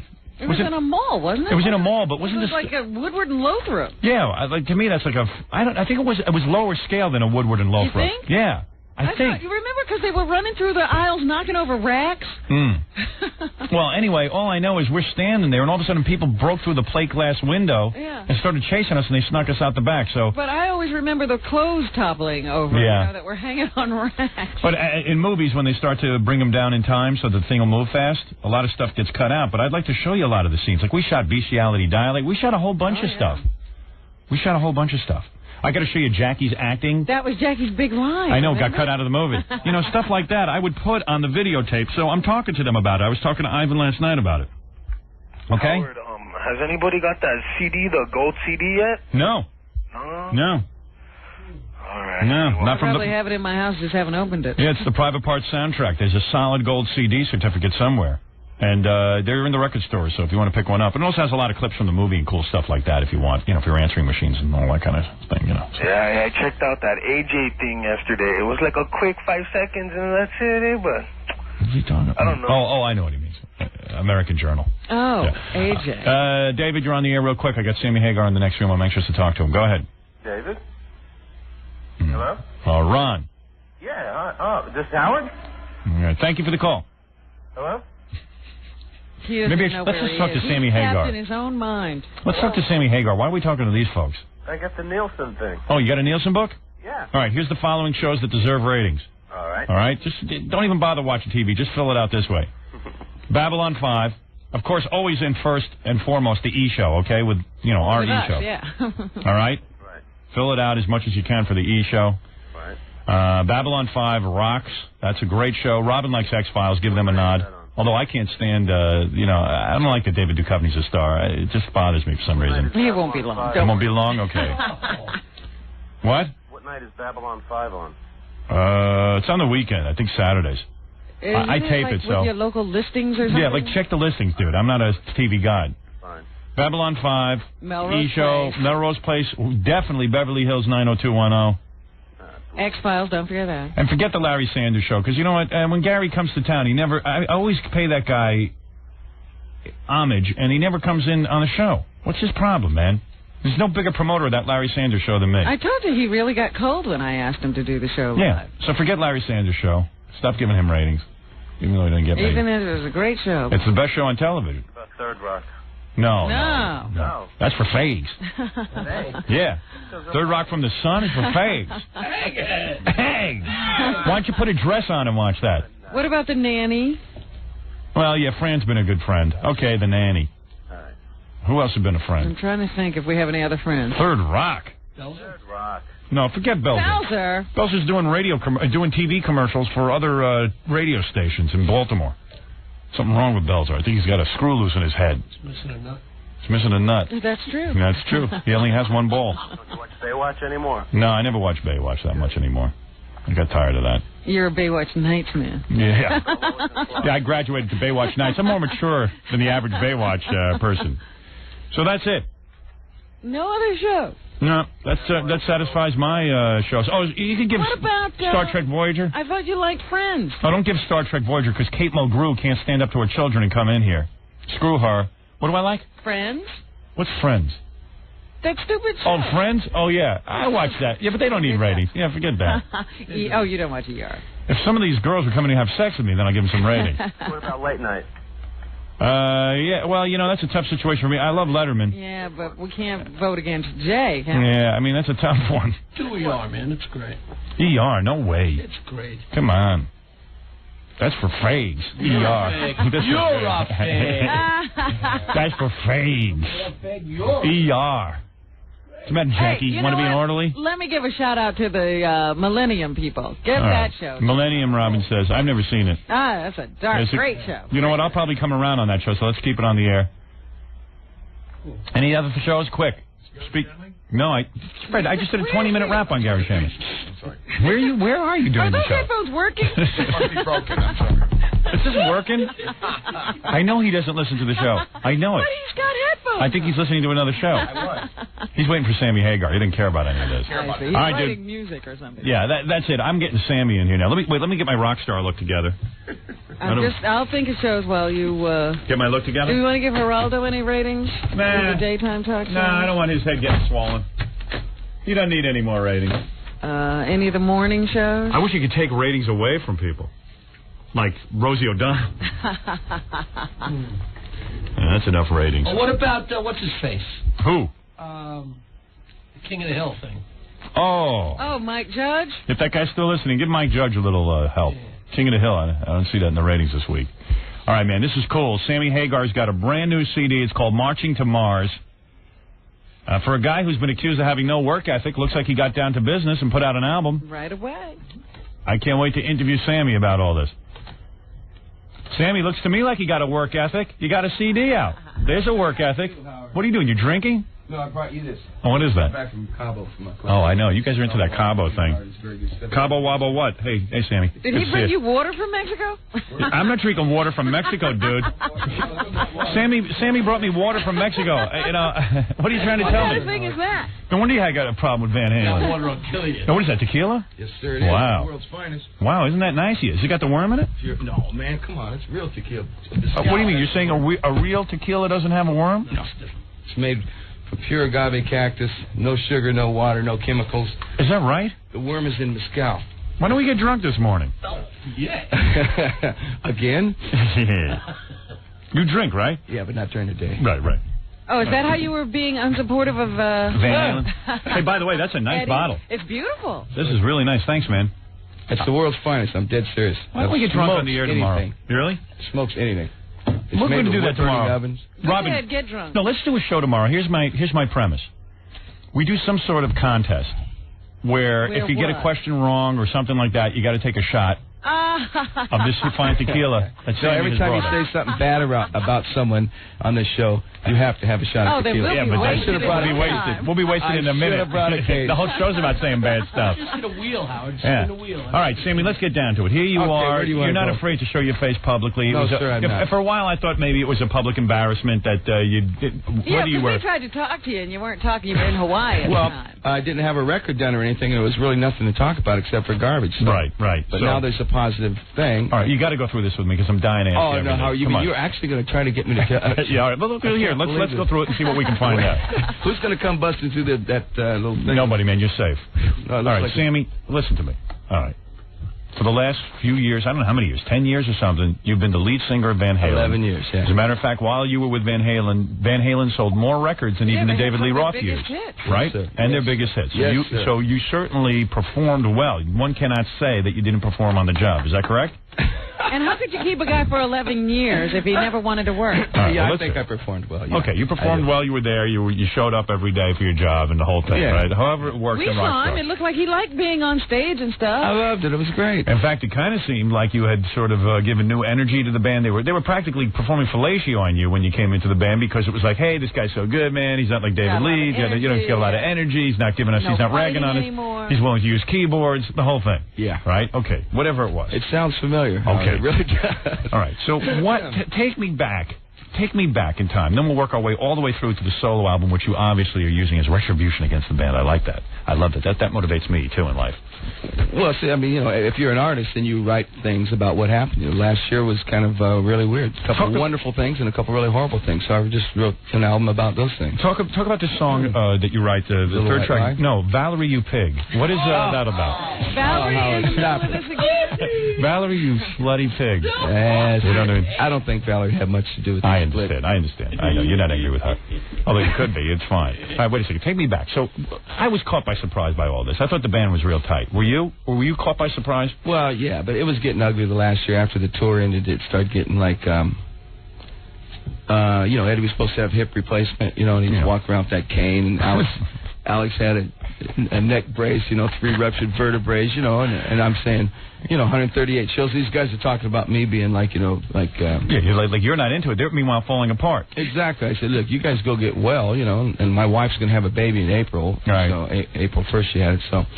So you said to them, hey, listen, guys, we're going to go on tour. Why don't you guys go get your hip replacements and your necks fixed and everything? No, it's after the tour. Oh, after the tour. Everybody should get fixed up. And once you get fixed up. What did they want to do?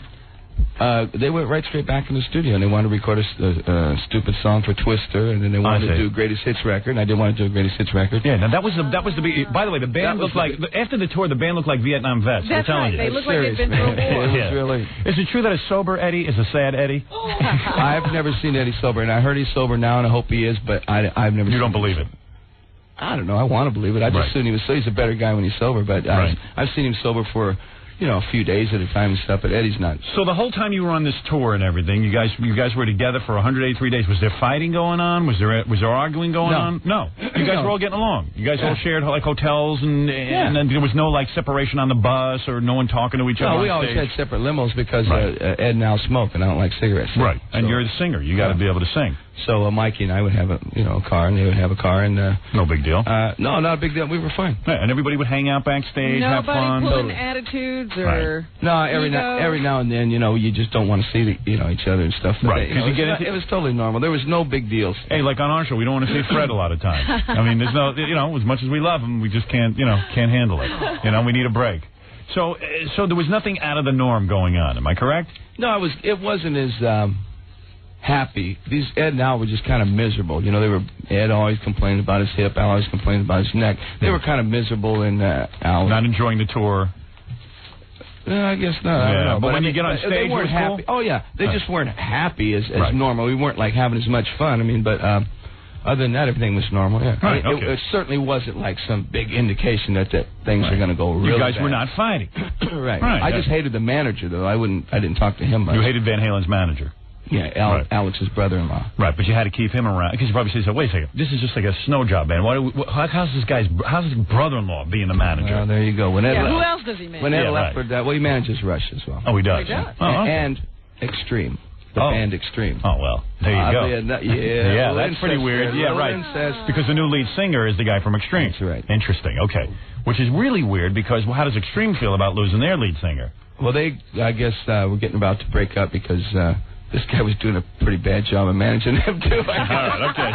So broke Extreme up. So you get off the tour. Rush is still together. I think I'm understanding what you're saying here. You get off the tour. Understand what's going on here. This is big business, Robin. This is not some story about some small pickup band breaking up. This is Van Halen. Yeah. This is a band that makes a lot of money, generates a lot of income. This is like a corporation. Yeah, it's a corporation. You're talking about how much money does Van Halen generate a year? Come on a good year.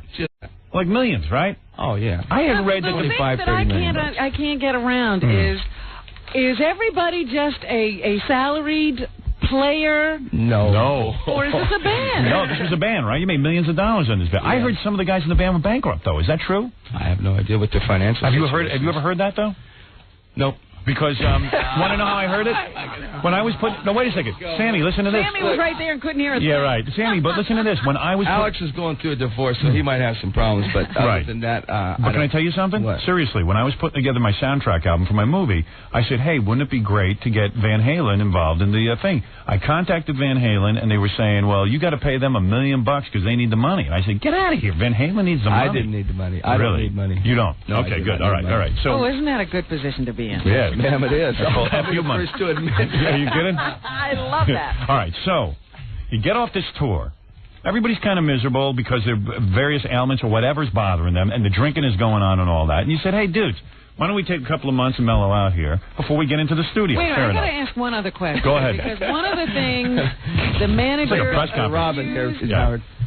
Sammy was not being supportive of Eddie's sobriety. Is that true? Are you not supportive of that? That is total. That is one of the things when I wrote the song on March and Mars, Little White Lie. Right. I mean, these guys, the most disappointing thing about the whole thing, it was a wonderful trip. It was 10 years of greatness, but then these guys, they just started lying. Why? And they started blaming me for all their problems. Why? You think because Eddie Van Halen was drunk when I met him. Right. The day you met him, he was loaded. The day I met him, he was drunk. You went in for whatever it is, an interview or whatever, to discuss being in the band. 9 o'clock in the morning. You guys loaded. 4 o'clock in the morning loaded. You see Eddie, he would have a little buzz. I mean, I'm not saying he was puking and stuff. Right. Well, he should be able to handle his liquor. Ed was a cruiser, and I used to always try to Yeah. I try to get him to, not be so wasted all the time. Because it's hard to I was perform. the best influence on that guy he's ever had, and his wife should know that. Right. But she's probably afraid to say it. They're just looking for people to blame for anything. It's a weird thing. They made a lot of mistakes in the last year, and they're trying to blame me. I haven't even been around. I didn't do no milk commercial. I didn't do any of those. Yeah, what is the milk commercial about? Me. Do you think they guys need don't money? Drink milk. I mean, what is that? Why would you do something as whacked out as conventional and ordinary as a milk commercial? I've been asked to do those milk commercials. I turned those down. You know why? Because, what the hell's rock and roll about that? I mean, there's 900, every schlub is doing that. The girls from Baywatch do milk commercials. Sure. Yeah, it's not a rock and roll thing. Plus, those guys don't drink milk. If they did a cigarette commercial or a beer commercial, hey, it's really true. I mean, at least say, look, I believe in this product, that tequila. Hey, I'll do a commercial for Cabo Wabo tequila because I drink it. Right. But this water, I'm drinking it. I say, okay. But no, you're not going to do a milk commercial. No, sir, I'm not. I don't drink milk. Right. I drink milk, but it just seemed like kind of ordinary to do a milk commercial. And that ugly thing they put on your face. Well, what does that look like? Doesn't that look like male? Looks like you've been seeing Mark Albert. Male bodily fluids, doesn't it? Doesn't it look like the guys have been performing fellatio in those milk commercials?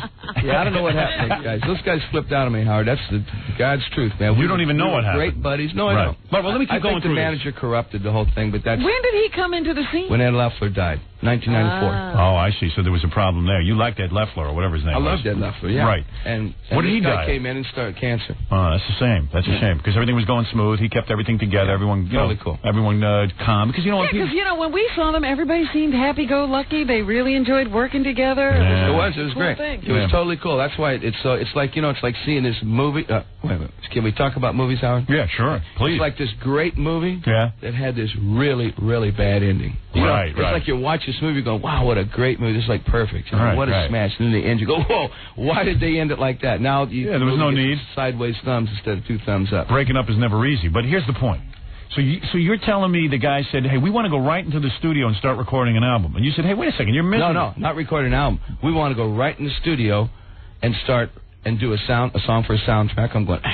Strike one. Who's going to be on the soundtrack? Right. Oh, it's like, all these people that Van Halen fans would not like. I mean, I love Katie Lang, and I love I forget who else is on it, but there were all these people that I'll be going, man, the Van Halen fans are going to go, we got to buy that just to get that one song. It might seem like a rip-off to the fans. Totally a rip-off. I know when I put my soundtrack together, I try to put artists of similar backgrounds. That's right, and you're absolutely right, Howard. That was totally cool. And if you're into rock and roll, then you were into this album. That was the thing. So, okay, that's a good point, because it could be perceived as a rip-off. It was a rip-off. Right. Hey, Van Halen fans, you got to go buy this thing just for this one lousy song. Right, okay. So, and then you were against the best of because David Lee Roth songs were on there, right? No. It wasn't anything to do with that. Oh, hell no. Look, David Lee Roth, man, I've been living with David Lee Roth from day one. I mean, it's like I'm not worried about some comparison. Everybody knows David Lee Roth was in the band. Right. We did what we did. He did what he did. I had no problem with Roth. I didn't want a greatest hits record because I think people that do greatest hits record means you're over. Your career's over. Every single album we had was #1. Every single tour we had was sold out. Now, why do you want to go out and then resell your fans the old stuff? Is that because they needed money? Is that because they needed money? I don't know. But I didn't need money, and I said, and we were offered, we got a ton of money for it. It makes you seem like you're over if you do a greatest hits package. It looks like, hey, your best stuff was in the past. What's the matter? You can't think anything new? Is that that's what people are going to accuse you? And the same thing, you put 2 new songs, that's what they wanted me to do, 2 new songs on a greatest hits package, and resell it to the fans. I'm going, the fans already have the greatest hits package, and they're going to have to go out and pay $49 or whatever this big old record's going to be. So I bet you Eddie came to you and said, hey, wait a second, Sammy. We started this band. Why are you putting the kill on our greatest hits? You're bumming everyone out. Just go along with Eddie it. never said nothing to me. He just said nothing. No, he just goes along with if I would have, when I'm talking to Eddie, he'd be going, yeah, I know, yeah, no, I know, yeah. So he never called you? He never said anything? Who fired you or whatever? Eddie called me up and said, Father's Day, 9 o'clock, June 16th, Sunday morning, 9 a.m. Father's Day? Father's Day. I'm laying there with my 2-month-old baby, rolling around in bed, my wife and I having a good time. Hey, Eddie, you don't sound too good. What's the matter? Oh, we got to talk. We got to talk like it's a chick. We got to talk. That's what he said. He said, we got to talk. So I said, what do you want to talk about? Happy Father's Day, Ed. By the way, right? Right. So that was it. He just says, well, man, you never want to do anything we want to do. You always want to do your own thing, and you always want to be a solo artist. And I'm going, Well, when was that? Oh, yeah, exactly. Yeah, right. So I didn't do one solo record since I was in the band, except the one I had to do. So anyway, long story short, I just said, what's the problem? He goes, well, you know, we got Roth back in the band. It's been going great, and so we're going to do a couple of songs for the Greatest Hits package. You didn't want to do it, so we're going to do it with him, and it's going great. We're probably going to do a tour, so you can just go back to be a solo artist. And I went, wow. Did you say anything to him? Of course I did. I can't repeat that on the radio. Howard, you want to hear what I said? Did it involve the F word and everything? Oh, big time. Really? Yeah. I even made a deal. I said, if what you guys do is better than what I did with you, I will. Fellatio. Both of you. Really? Oh. You will perform fellatio on the band? Him and Roth? Him and Roth. Really? Yeah, absolutely. Wow. Glad I didn't have to do that. Did you tape this call? Now, by the way, I remember the last time you were on the show, you put out a Sammy Hagar Greatest Hits package, but that was because you were over as a solo artist. You were now with Van Halen. That was your point of view. My whole point of view was, and I even said that to you. I said, look, I'm never going to do a solo record, and these guys won't let me. Right. So here it is. Here's my body of work as a solo performer. Well, there you go. I wouldn't have released that if I knew I was going to have Marching to Mars out, because every time you release a new record, your Greatest Hits package, people go in and they go, oh, I've only heard one song off the new album, but gee, I know all these, and they end up buying your old record again, and that's what I hate about Greatest Hits packages. See, now you don't want to rely on your past. Now you're free. You can talk about everything. Who is hung better, you or Eddie Van Halen? Oh, me, definitely. Definitely. Well, there you go, Robin. Any other questions? That's the end of it for you, huh? Right. Well, I've heard everything I needed to hear. And you listened to the David Lee Roth stuff, and you said, "Hey, it ain't happening, right?" No, it was not happening. One of the songs, Howard. This is good. What did you think of? What did you think of all that? Were you pissed when David Lee was brought back into the band? You had to be on fire. Come on, that's like walking in your house and finding your wife in bed with her ex-boyfriend that you know really messed her around before, and she hated him, and you hated. You wanted to kill him because he wounded her so bad and hurt. I mean, these were feelings. the guys who hated David Lee Roth, and now they're in bed with David Lee Roth. Exactly, man. I tell you, that was a really, really. Did you tune into MTV to watch when Roth walked out with? Yes, sir, you did. I did. Where were you when that? Smiling. Where did you? Where were you when that happened? I was at my house. You were at your house, laying in bed, watching this thing. I was sitting on the couch with my wife, and we're watching. And I was nervous, Howard, because I thought, you know, if they perform, what if they're great? You know, haven't. Right. You know, this competitive. Yeah, well, this could really be. You know, man, it could make me look really bad here. You know, right. You know, and when they came out. And that silly Ross, man, he is a silly dude. You know, I don't know this cat, man, but he is silly, you know. And I just leaped off the couch and I hit the floor. I mean, it was like I just rolled a big fat one or something because I was laughing so hard. I couldn't stop laughing. Really? And how funny was it? You knew it wasn't working. How funny was it to you when they only kept him in the band for 2 minutes and then fired him? I mean, did you? Well, that wasn't funny because I knew that it was just, they could not work with David. Right. I knew it. You knew it would I've be been in that band for 11 years. These guys hated him. Right. They thought he couldn't sing. Right. They thought they couldn't respect him, and they just worked with me for 11 years. They couldn't go back with Dave. That was impossible. Right.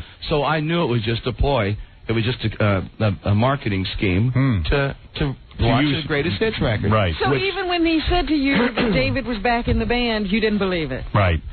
I believed it for a reunion tour because Kiss was doing so well, and because if I was out, I knew they could do that. That would have done well. So even if these guys needed money, there's no way they could put up with David Lee, and they couldn't deal with it. And the thing is, did the Greatest Hits package that you were against sell well? No, it didn't, did it? Yeah, it sold a couple million records. Sold a couple of millions? But that's not good compared to what our normal albums sell. We sell 5-6 million records every time. Right.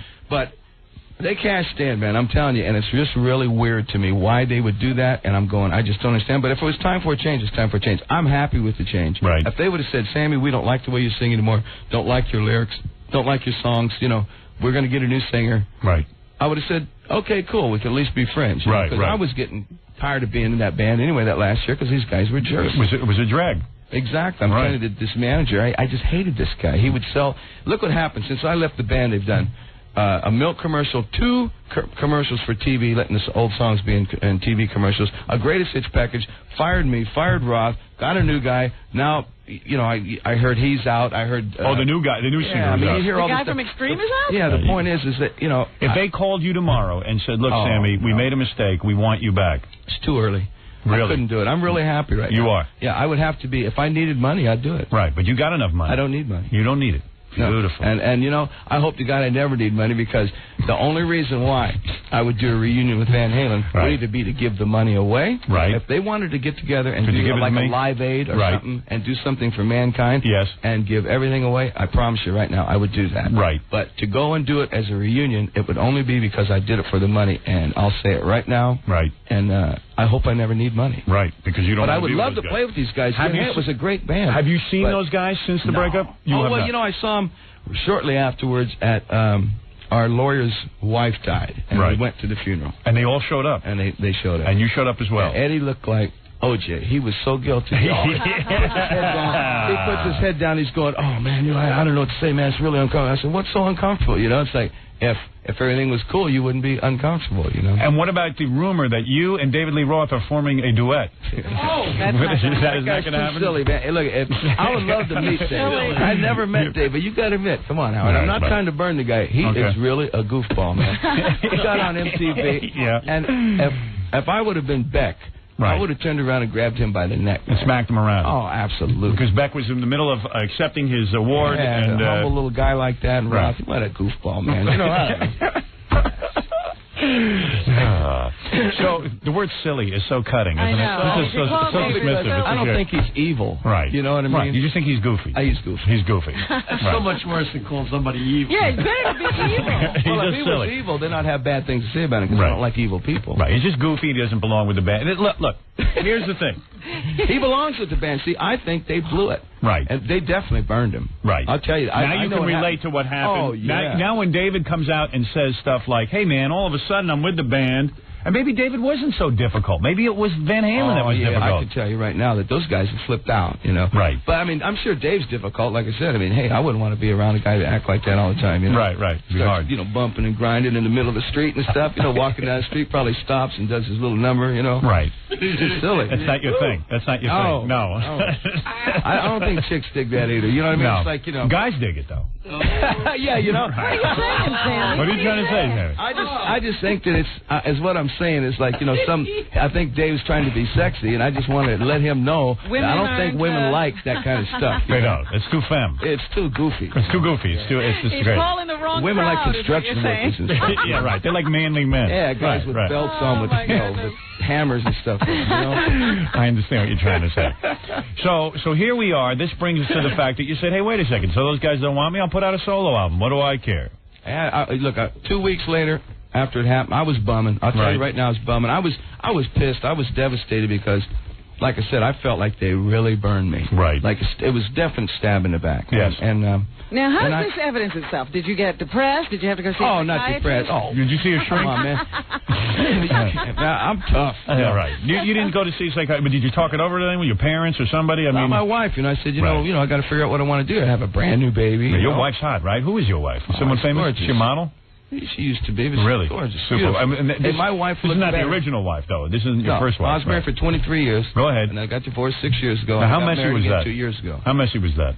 The divorce? Yeah. Oh, it's expensive. It was, right? Yeah, but I still don't need money. You still got enough. Sir. You had to give away 50%, though, right? Yes, I did. Wow. I'll even tell you, Howard, she got $9 million. Is that right? Wow. Yeah, complete payoff. You were worth $18 million. You gave her $9 million. Yes. Wow. So I'm still happy. Can I marry you? I'm married, but I bet you've got. I won't marry you for long. I bet you in your second marriage you got one of those prenups. Yes, I did, but I'm not really worried. I would take care of my wife, my new wife as well. My last wife for 23 years, I was married, and we had 2 children, and I wanted her to be okay. It's just that the lawyers, the amount of money those guys made was. What happened? You were on the road. You started meeting women. It became tempting, and no man can withstand that temptation. Absolutely. The last 5 years of my marriage, I was a bad guy. You were bad, but I had a lot of fun. Yeah, and one check, $9 million, or you put it on? Kind of.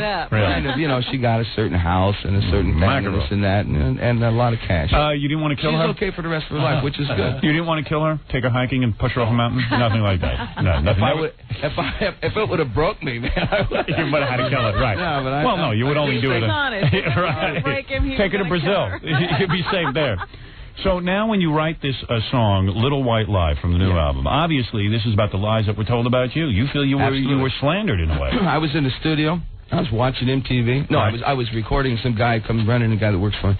Sammy, the brothers are on TV, man. You got to see this. Right. And everyone loves to watch your reaction to it. True? When you go through a public firing like this or whatever it is, you claim you were fired. They claim that you resigned, right? No, they claim I quit, and they had to get Roth back. He was in the studio 2 weeks. You asked David. You know David. Yes. You asked him how long he was in there before, how long they'd been talking, how long they'd putting all this together before I knew. So it was going on a long time. I knew June 16th, Sunday, Father's Day, 1996. That's when I was told. They hated this guy so much, yet they were so desperate for money. They had to just figure out a marketing scam. Whose scam was that? The manager's. The manager.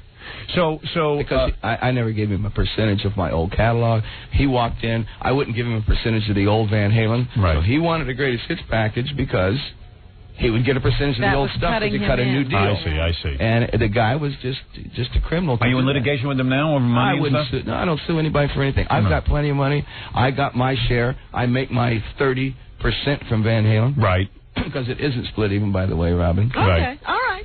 Eddie, Alex, and myself, because Eddie and I really are the writers and so forth. Yeah. So I get my percentage, and I don't pay him. Right. I get mine clean, and he makes more money than some of the guys in the band. Wow. And this That's guy's amazing. a criminal just walking in, and to that, they're crazy to give it to him.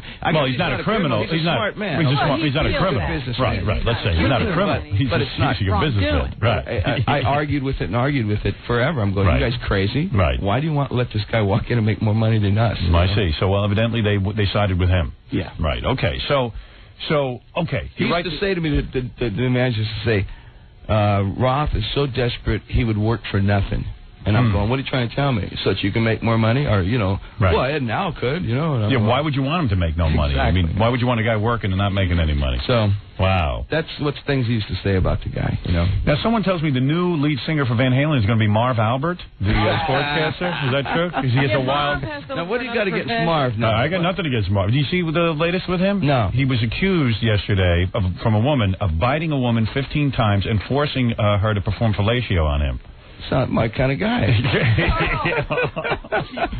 I do that to my wife all the time. Hey, who's your publicist? All the guys out there are saying she's really hot out there. Oh, man. Now, why are you going around with all this temptation? Why are you going around with all this temptation? I don't have temptation. If you Let me saw take a my look wife, at this. If you saw my wife... Really? Beautiful. You never get tired of that? No. Look at Billy Joel. He had Christy Brinkley. She blimped out a little bit, though. Did she really? Is that what did my wife, the day after she had the baby, still looked as good as the day I met her, man. I respect that. Woo! Jeez. Wow, that's your publicist? Look at this. There comes Kim. Hey, now, Kim, I need a date. Kim is in love with Howard, see. Oh, really? She's in love with you, Howard. Really? You and Mick Jagger, man. It's like... Really, Kim? Yeah. Is that true? Because I want to talk to you about a date, and please do not videotape me. Is that right? I met you before with Joey Ramone. Oh, yes. I kissed you. I would like to go out with you. Let me put it to you right now, okay? Let me put it to you right now, honey. 23 years. First of all, I'm clean as a whistle. On my penis, there's no herpes. There's nothing. I got nothing on there. No. Same here, Howard. Right. Well, hey, you're lucky. You've fooled around quite a bit. Yeah. I'm telling you, I'm clean as a whistle. I got a wife and kids at home. I'm being upfront about it. I'm very honest. I need a woman that'll go to a hotel room with me. I'll make passionate love to you. I'll lay some gifts on you. This is not about a relationship. Right. Okay. Well, no, we'll have a relationship. We'll talk on the phone. We'll do a lot of things. Well, occasionally, even when my wife goes out of town. He won't be able to see you for holidays, weekends. Right. But that's good. You don't want to go. I could annoy the hell out of you. What I'm saying is, I need you to be my mistress. I need you to go hotel room with me and not videotape me and never tell anyone. Can you handle this? Yeah, but he's sitting here on the air. Don't go to a hotel room. Get an apartment. Apartment? Why? There's a doorman. Hotel is much better. What do you say? Where do I sign? Really? Are you serious? All right, then buy her a house. I'd put her up. Buy your house. Yeah. Believe me, you can clean me out of anything. I'll fall in love with you. Thank you. Look at you. You're perfect for me. You know what'll happen? What? She'll want to have children. She'll get pregnant. No. You want children? You don't? Absolutely, yeah. Oh, you do want children? Yeah. All right, I'll give you a baby. Big deal. Then Hey, that happened to me once, Howard. Really? Oh, yeah. You had a baby with a woman? No, I didn't. She had the abortion? I don't know what she did. It was jive, but she, while I was married to my past wife, it was this girl, man. She said, I'm pregnant. Right. Got a lawyer. Right.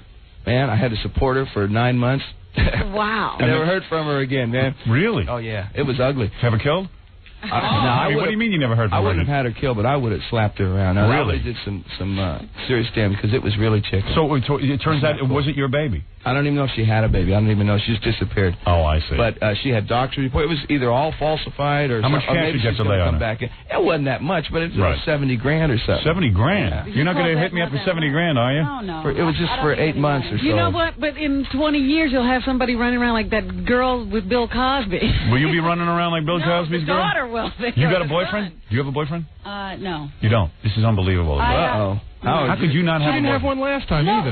How do you not have a boyfriend? No, I have a crush on somebody right now. Oh, honey, forget that. You and Mick Jagger. Right. No. Who's the crush on? Who do you have a crush on? Oh, this guy. What? What does he do? Too many people are listening to this. Really? Oh, don't go with him. Go with me. Okay. Seriously, I will give you the time of your life. And let me tell you something, honey. Orgasms galore. You're in for a treat. It's going to be like, it's better than going to Disneyland, right, Robin? I might have to just, man, I got to turn around. What are you talking about? It's too heavy for me, I Howard. have to tell you, when your movie came out, I was really mad that a lot of these girls now all of a sudden thought you were cute. Right. You were there before all of that. I was there way before all that. I've been telling everybody you're cute, Really? great, ideal man for me. Are you good in the sack? Seriously? You put out? Do I put out? Yeah, all inputs? Well, I guess Yeah, I need a little anal. Here we go. I need that too. I need it all. I'm all man. Howard, I'm not a pervert or anything. Rap Right. like this to Right. a woman? I don't think he's wearing any undergarments. Are you serious? Are you wearing panties? Panty line. Oh, no. Oh. Take off your panties now. All right, 1 second. Let me just sample the goods here. Come over here and stand next to me. Let me see how you look with me. See if we make a good couple. Oh, you need a picture. Huh? Yeah, well, I don't want to make a mistake. This is good. It heats off me now. I'm liking this. Yeah, screw Van Halen. I don't care. I forgot about that. Get back to that solo record in a minute. Business end of this. How tall are you? You're perfect height for me. I like that. She's half your size, How tall are you? Howard. Like 5'4". Come here. Come here. Act like you're my girlfriend right now. Let me see if I like this. I like it. He's killing me, Give me a folks. kiss. You got any herpes? Of course not. You swear? Swear. All right, come here. Kiss me like you mean it. All right. What is this? Okay, I'll go out with you. Oh, man. She got a tattoo on her shoulder. She's very aggressive. She does. It's a Rolling Stones tattoo. Is though. that right? She got the tongue. I'm in love with you. Show him the tongue. No, the tattoo tongue. So. Wait, where are you going? Come back here. It's an audible kiss. No. You're a good kisser. You helped us Sammy sell records. Did you give her the tongue? No, she gave me the tongue. I held back, right? Did I tongue you? Tell the truth. No. No, I didn't. She tongued me. I tried. All right. I was gonna, but everyone was watching. You failed a lie detector about this before. I swear. Now, Howard, how do you get away with this with your wife? I mean, come on. I heard that the movie's all about your wife and stuff. And Yeah, I don't know. I think the movie was a bunch of lies. The movie is a fairy tale. The movie was a fairy tale. That's movies. That's Hollywood, okay? Is that right? Well, I don't know anything I got a about real. this. I only know about, being honest and stuff like that. So, but, I mean, how do you get away with this, Howard? What's your wife say when you come home? I tell her it's for the show. She slaps I'm really in love with you, and I'd like to get in touch with you somehow. But please don't tell my family, because it would be very bad. Okay. All right? And that's all I'm going to say. Watching you, I believe you must have a chippy on the side. Would the Globe please start following Howard? Yeah, I don't have a chippy. That's my problem. I'm trying to get one. I really want to go out with you. Howard, you made her dizzy, I'm telling you. Are you woozy? Get over here. I'll push you up against that wall. I'll make you real dizzy. And bite you 15 I'll times. bite you on your back 15 goddamn times. Evidently, women dig that. I'll bite her on her back. I'll bite you on the ass. Never mind the back. Oh, yeah. Now I'll tell you what I'll do. I'll tell you I'm ambidextrous. I'll bite you on the ass and interview Sammy at the same time. Well, that's okay with There me. you go. You don't I'm care. down with that. I'm Right. down with it. Lips. All right, wait a second. Anything to take the heat off me, okay? All right, the single is called Little White Lie. That's a hot little tomato. You're not doing that on the sign? No, sir, I'm You're out not. of your mind. You're out Hey, of your look, mind. I mean, you don't, what is it? You don't defecate where you eat? No, I do. Oh, I've been doing it for years. Robin, get over here. You're a mess. Robin, oh, She you bit poor my lip, that thing. girl. She's very aggressive. She was biting my lip. She said she wanted you. I know, I wanted her. She told me that the reason she came into the show is because she's like totally in love with you. Really, I would have I'm dressed dead better if I serious. knew she was coming in. All right. Apparently, you didn't need to. I was shaking my hips like David Lee Roth. All right, wait a second. Hey, look, you got to realize it's 5 o'clock in the morning for me. I usually don't have sex till about 7:30 a.m. Really? Oh yeah. Yeah, you're lucky In the man. morning. Oh, that's great. In the morning, I'm telling you, Howard. You're laying there, just kind of get up. I you go to wouldn't the know that. bathroom first. You always got to drain a little bit, and then Right. come back and A little sex. Oh yes, good. Beautiful. First thing in the morning. Good for you, man. First thing in the morning. It's a good time. How old's your wife? I bet you she's 30. 30. Perfect. Yeah. I'll tell you. Perfect time to get rid of her. She's 3 years over the hill. Trust me. Now, Howard, let me All right. tell you something. When you say at 7:30 you have sex and all that stuff, is that alone or with your wife? Because I have it alone. All right. I hope you're not, because you're here. All right, let me hear what you did with this song. This is called Little White Lie. This So is I was about... watching these guys on MTV, Go and they ahead. were lying. Right. I mean, they were saying, hey, if Sam wanted to be in this band, he'd be in this band right now. He'd be right here right now. You Right. know? And they're smoking cigarettes and passing them back and forth and lighting two at one time. These guys look so guilty. You should see them, man. It's just Right. shades on, like you, Howard. Yeah, why smoke that? Sunglasses. I'm you know what guilty, I mean? so I wear exactly. right. And so Well, you said bad things about me in the past, so you have to wear the sunglasses. Exactly. I can't face you man to man. I understand. It's cool. Okay. I'm down with it. When you're here, you're my favorite. Exactly. That's it. Yeah, Go ahead. and I'm okay with that. That's fine. Go ahead. So I'm watching. I'm saying, these guys are lying. These guys are lying. And I'm telling you, I wrote that song about it. And then, there's 4 songs on here about these guys. All right, let me hear this. Let me hear the words. Let me get into it, okay? Okay. All right, The prosecutor. oh, that's not it. Wait a second. The prosecutor. Wait a second. Now, what track is this? 1? Yeah. Wait a second. 1? Numero uno. I have such trouble working this CD player. I can never be smooth with this thing. All right, here we go. I think I got it in. Short and to the it ain't point. really angry, just pretty much, Very just nice. like, hey, you guys got to do it. You got to say it, say what you got to. It's going to come back and haunt you. Sammy Hagar's new CD is called Marching to Mars. Is it in the stores like now? Today, baby. Today is the day, the single Little White Lie. Sammy, thanks for coming in, man. Great to have you. My pleasure, Howard. Thanks for bringing your publicist, too. That was good. You got a kiss out of it. I'd like another shot at See that. that coming when Sammy walked through the door. I didn't think I'd be kissing anyone with Sammy coming in. Where are you going, man? Wait till I say my official goodbye. Oh, I thought you said bye. No, I mean, you don't have to, just jump out of your chair. Look, I want to go home and get some sleep. All right, anyway, Sammy Hagar, everybody, and go pick up the new album, Marching to Mars, with the single Little White Lies. But I would like to say one last thing about the brothers, Ed, Alex, and Mike. As I still love those guys. Don't say that. Don't say that. You don't love them, those man. Guys, They didn't treat I you don't right. like what they did. No, I'm mad at them. If I bumped into them, I'd What rather about the be little friends. fat guy, the bass player? Did Mike, he call you? Mike's my buddy. Did No, Mike of course call you? not. He hasn't called you. No, they beat me. And you're going to tell me you love him? Don't tell me you love He called me him. New Year's Eve and left a message on my phone. I was out of town. He left a message. Probably saying, knew you were out of town. Hey, I got to talk, Sam. I love you, man. But I called him back, left a message for him. He never called me back in. But those guys, Ed and I will kill him if he calls me. Really? Yeah. But I wish they would get their heads together. And I hope they make a great record. Yeah, but hey, no, you don't. Here's what you want to say. No one Those can guys replace suck. me, Howard. I don't want them to make a great record. I hope they fall flat on their ass. No one can replace me. You know what? No. He really thinks that will happen. That's why he can say that. Yeah, right. I don't know what's going to happen, but I wish him the best. And there's Sammy, man. He says, hey, I don't need the money, man. I didn't need no greatest hits. I didn't need to be on some soundtrack album with Katie Lang. I just didn't need that.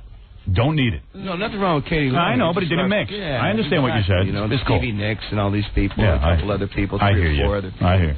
And let's just say that Sammy really wants to say that he hopes Van Halen that their careers dry up like Barbara Bush's Private Parts. That's it.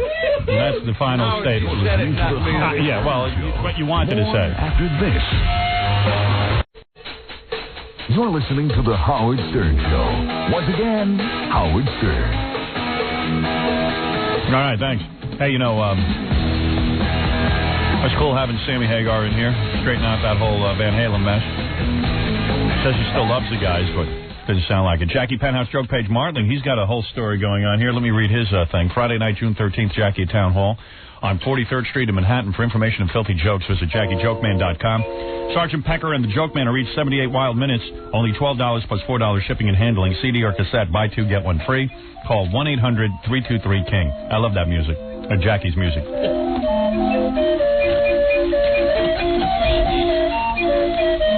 Amazing. Everyone I was going to talk to on the phone hung up, but I don't care. I'll just take some phone calls. Yes, you're on the air. Hello? Hello? Yeah. How you doing? You're on the air. Just wondering if anyone has found the gold CD. No. No? As far as I know, I haven't talked to the guy from the record company this Unless week. you have it. Unless you have it, yeah. There is a gold CD in the Private Parts soundtrack. If you go to the record store and buy one, there's also some covers that are a little more rare than others. Right, because I loved the movie. It was great. The soundtracks are awesome, but I mean, friends of mine were trying to find it because we're very big fans. It's funny, I got a call yesterday about... Well, it's in a record store. You don't have to look for it. Yeah, I mean, yeah, it's easy to get it. It's funny that I got a call yesterday if I wanted to start developing the sequel to Private Parts. From? Yes, I was listening to the show earlier. I don't want to go into who the people are and everything, but... Right. One thing really quick. You said that in the video you might like to put in some of the things that were cut out of the movie. Yes. Is that right? That's true. Oh, that would be wonderful. Yeah. Do you know when that's going to be coming to video? No, I don't. They told me when I was in France, and I didn't pay much attention because I was busy. Really? So you did get a date? Yeah, they told me around what time they would be releasing the video, and I said, if we're going to release a video, I said, with me, it's different. It's not like just some movie coming out. I said, my fans like outtakes. They like to see behind the scenes. We have tons of stuff while we were shooting the movie. I mean, really cool stuff, and some of it's a little racy, which we couldn't show on TV when we did that making of special. Mm-hmm. So, we got a lot of that, and we got a lot of scenes. The original movie ran 2 hours and 45 minutes. Right. We cut almost an hour of material out of it. And it's kind of interesting to even see, it's even interesting to see alternate takes and things that I was trying to do in the film that I couldn't really, put in for one reason or another. Like, the bathtub scene with me and Fred? Right. There was a thing I did where I did a whole bunch of things where I was like trying to put my clothes on and I fell down at once. It was really kind of funny, but it just played a little over the top. But to see it, you would say, hey, that's pretty funny. I mean, I tried a bunch of different things, and it's kind of neat to see what we took out as well as what we ended up putting in. It's an interesting study in how movies are made and how stories are told. Yeah, I think it would be pretty cool. And then there's just like a whole bunch of funny things that sort of went on around it. So. Maybe I'll get involved in that. I don't know. I want them to not just treat it like, hey, here comes the movie, and just put it out like that. Put it out with nothing else. Yeah. Well, I'm sure like a lot of fans would just like to own a good copy of the movie because they dig it. But I certainly would. Yeah, I would too. I would like a video copy of the movie. I wanted to go straight to DVD. Yeah. Now, I don't know how that all rolls out, I don't know like when that all gets done. And you know what I just want to say? Boy, that girl was hot who was just in here. I was going to say, I can't believe you started off with another topic. I thought you'd be consumed with her as soon as the mics opened again. Yeah, my problem is after something like that happens, it's like, well, I don't have a phone number or anything, so... You didn't ask? Yeah, well, I'm not going to ask. I'm a married man. Oh, back to that? Who do you think I am? You didn't remember that during the commercials. What was that, Gary? I have her phone number. Oh, hey, this machine's working out pretty good. Who is that person? That's Baba Booey. The Wizard of Oz, That's the devil. Yeah. I have her phone number. Hold on, he's saying something else. What? I deal with her on a regular basis. I'll have 2 fries, a Coke, and a... this is where Gary should have been all along. Yeah. In a little box. Yeah. Pretty cool. All right, dude. All right, thank you very much. Thank you. Melrose Larry Green. Howard. Yes. I wrote a Marv Albert song parody. Can I come up and sing it for you? Goodbye. What? Your songs are always horrible. Your songs are always bad. Howard, I never badmouthed you. Excuse me. Please deposit. And Mr. Millionaire, deposit a nickel. Howard. Yeah. Howard. For using 9X. Howard. What? Recording. Howard. Hello. Yes. I'm in a payphone now downstairs. Do you want to hear his song or not? No, they're terrible. All right, wait a minute. Don't you think that maybe he could hit a good one? No. This is a good one. I want to hear it now. It's really good. I do, too. It's really good. I need to hear it. Howard? All right, I'm going to give you 5 seconds to sing this song. It better be good. Can I come upstairs? Yes. Okay, I'll be there. All right, quickly. It's going to be. It's going to suck. You know what he was doing? He went down to Boston University the other day, flew down to Boston, and was just handing out Howard Stern Class of 76 stickers that he printed up. Because they're trying to forget me at Boston University. Oh, he's trying to buy his way back in here is what he's doing. Mm-hmm. He sure is. Hey, you're on the air. Hi. Yeah, I know you might be playing politics and everything because of your status, but I was just wondering why maybe you say you had Lee Roth on and you said, some bad things about Hagar, you're joking about him, and then you have Hagar on and stuff like that. Do you have a really, do you like both of them, or are you just joking on, just trying to, warm up to each one? What is your real feeling on Van Halen? Where do you side? I side on whoever's in the studio at that point. As a matter of fact, Sammy just said this to me as he was leaving. He said to me, it's an amazing thing about you. He says, I can turn on the radio, listen to your show when David's on, and you badmouth the crap out of me. He says, and then when I'm in here, you let me badmouth the crap out of David. He says, I know if those guys from Van Halen come in, you'll badmouth the crap out of both of us. He says, he goes, I just accept it. I don't know why, but I do. But where do you really stand on the music? Well, where I stand on the music, I like David Lee Roth Van Halen the best. I've told Sammy this, and Sammy's cool with it. Why is that? It's just I guess that's my thing. I don't know. I like those early albums. Do you think though that Sammy did do a good job with what he did, or do you just totally not like what he did? I think Sammy stepped into a tough situation. In all seriousness, I think it was a really tough situation because everyone was used to one sound or another. Yeah, I think Sammy did a fine job. I think Sammy did a bunch of cool songs with them and everything. Mm-hmm. But I'm like I was like really heavily into David Lee Roth. Really? Oh yeah. Although now that Van Halen fired both those guys in such a weird way that I kind of don't like Eddie and those guys. But I'm sure if they came in and explained their story, I'd like them. You'd see their point. You want to know something? I really don't care. I'll be honest with you. I just like turmoil. Oh, I just thought his question was about the music. The music, Van yeah. Halen No, I cleared that up, I think. Although I'll tell you this, I don't like you. This guy on the phone is really annoying me. I'm sorry. By the way, are we going to see that Queef episode, or are you not allowed to show that? No, you're going to see it. We're going to put it together and put it on the air. Queef will be on? Oh, Queef will be on E, yeah, sure. Of course. It's going to be one of the top shows. I predict it'll be one of the highest rated E shows. Hey, check this out, man. I had a meeting yesterday after the show with this guy, Rich Frank. He's the head of the E Network now. Yes. Now, how did that go? Well, you know, the guy seemed pretty cool. Like, we sat down. We're in this room. I met with him in the green room. To a room and close the door. Yeah. Well, he wanted to meet with me alone and say some crap to me. No, I just, you met with him behind closed doors. Well, what do you think? What do you think all these bite marks on my back are? You don't see me running to the police. Hey, that's that.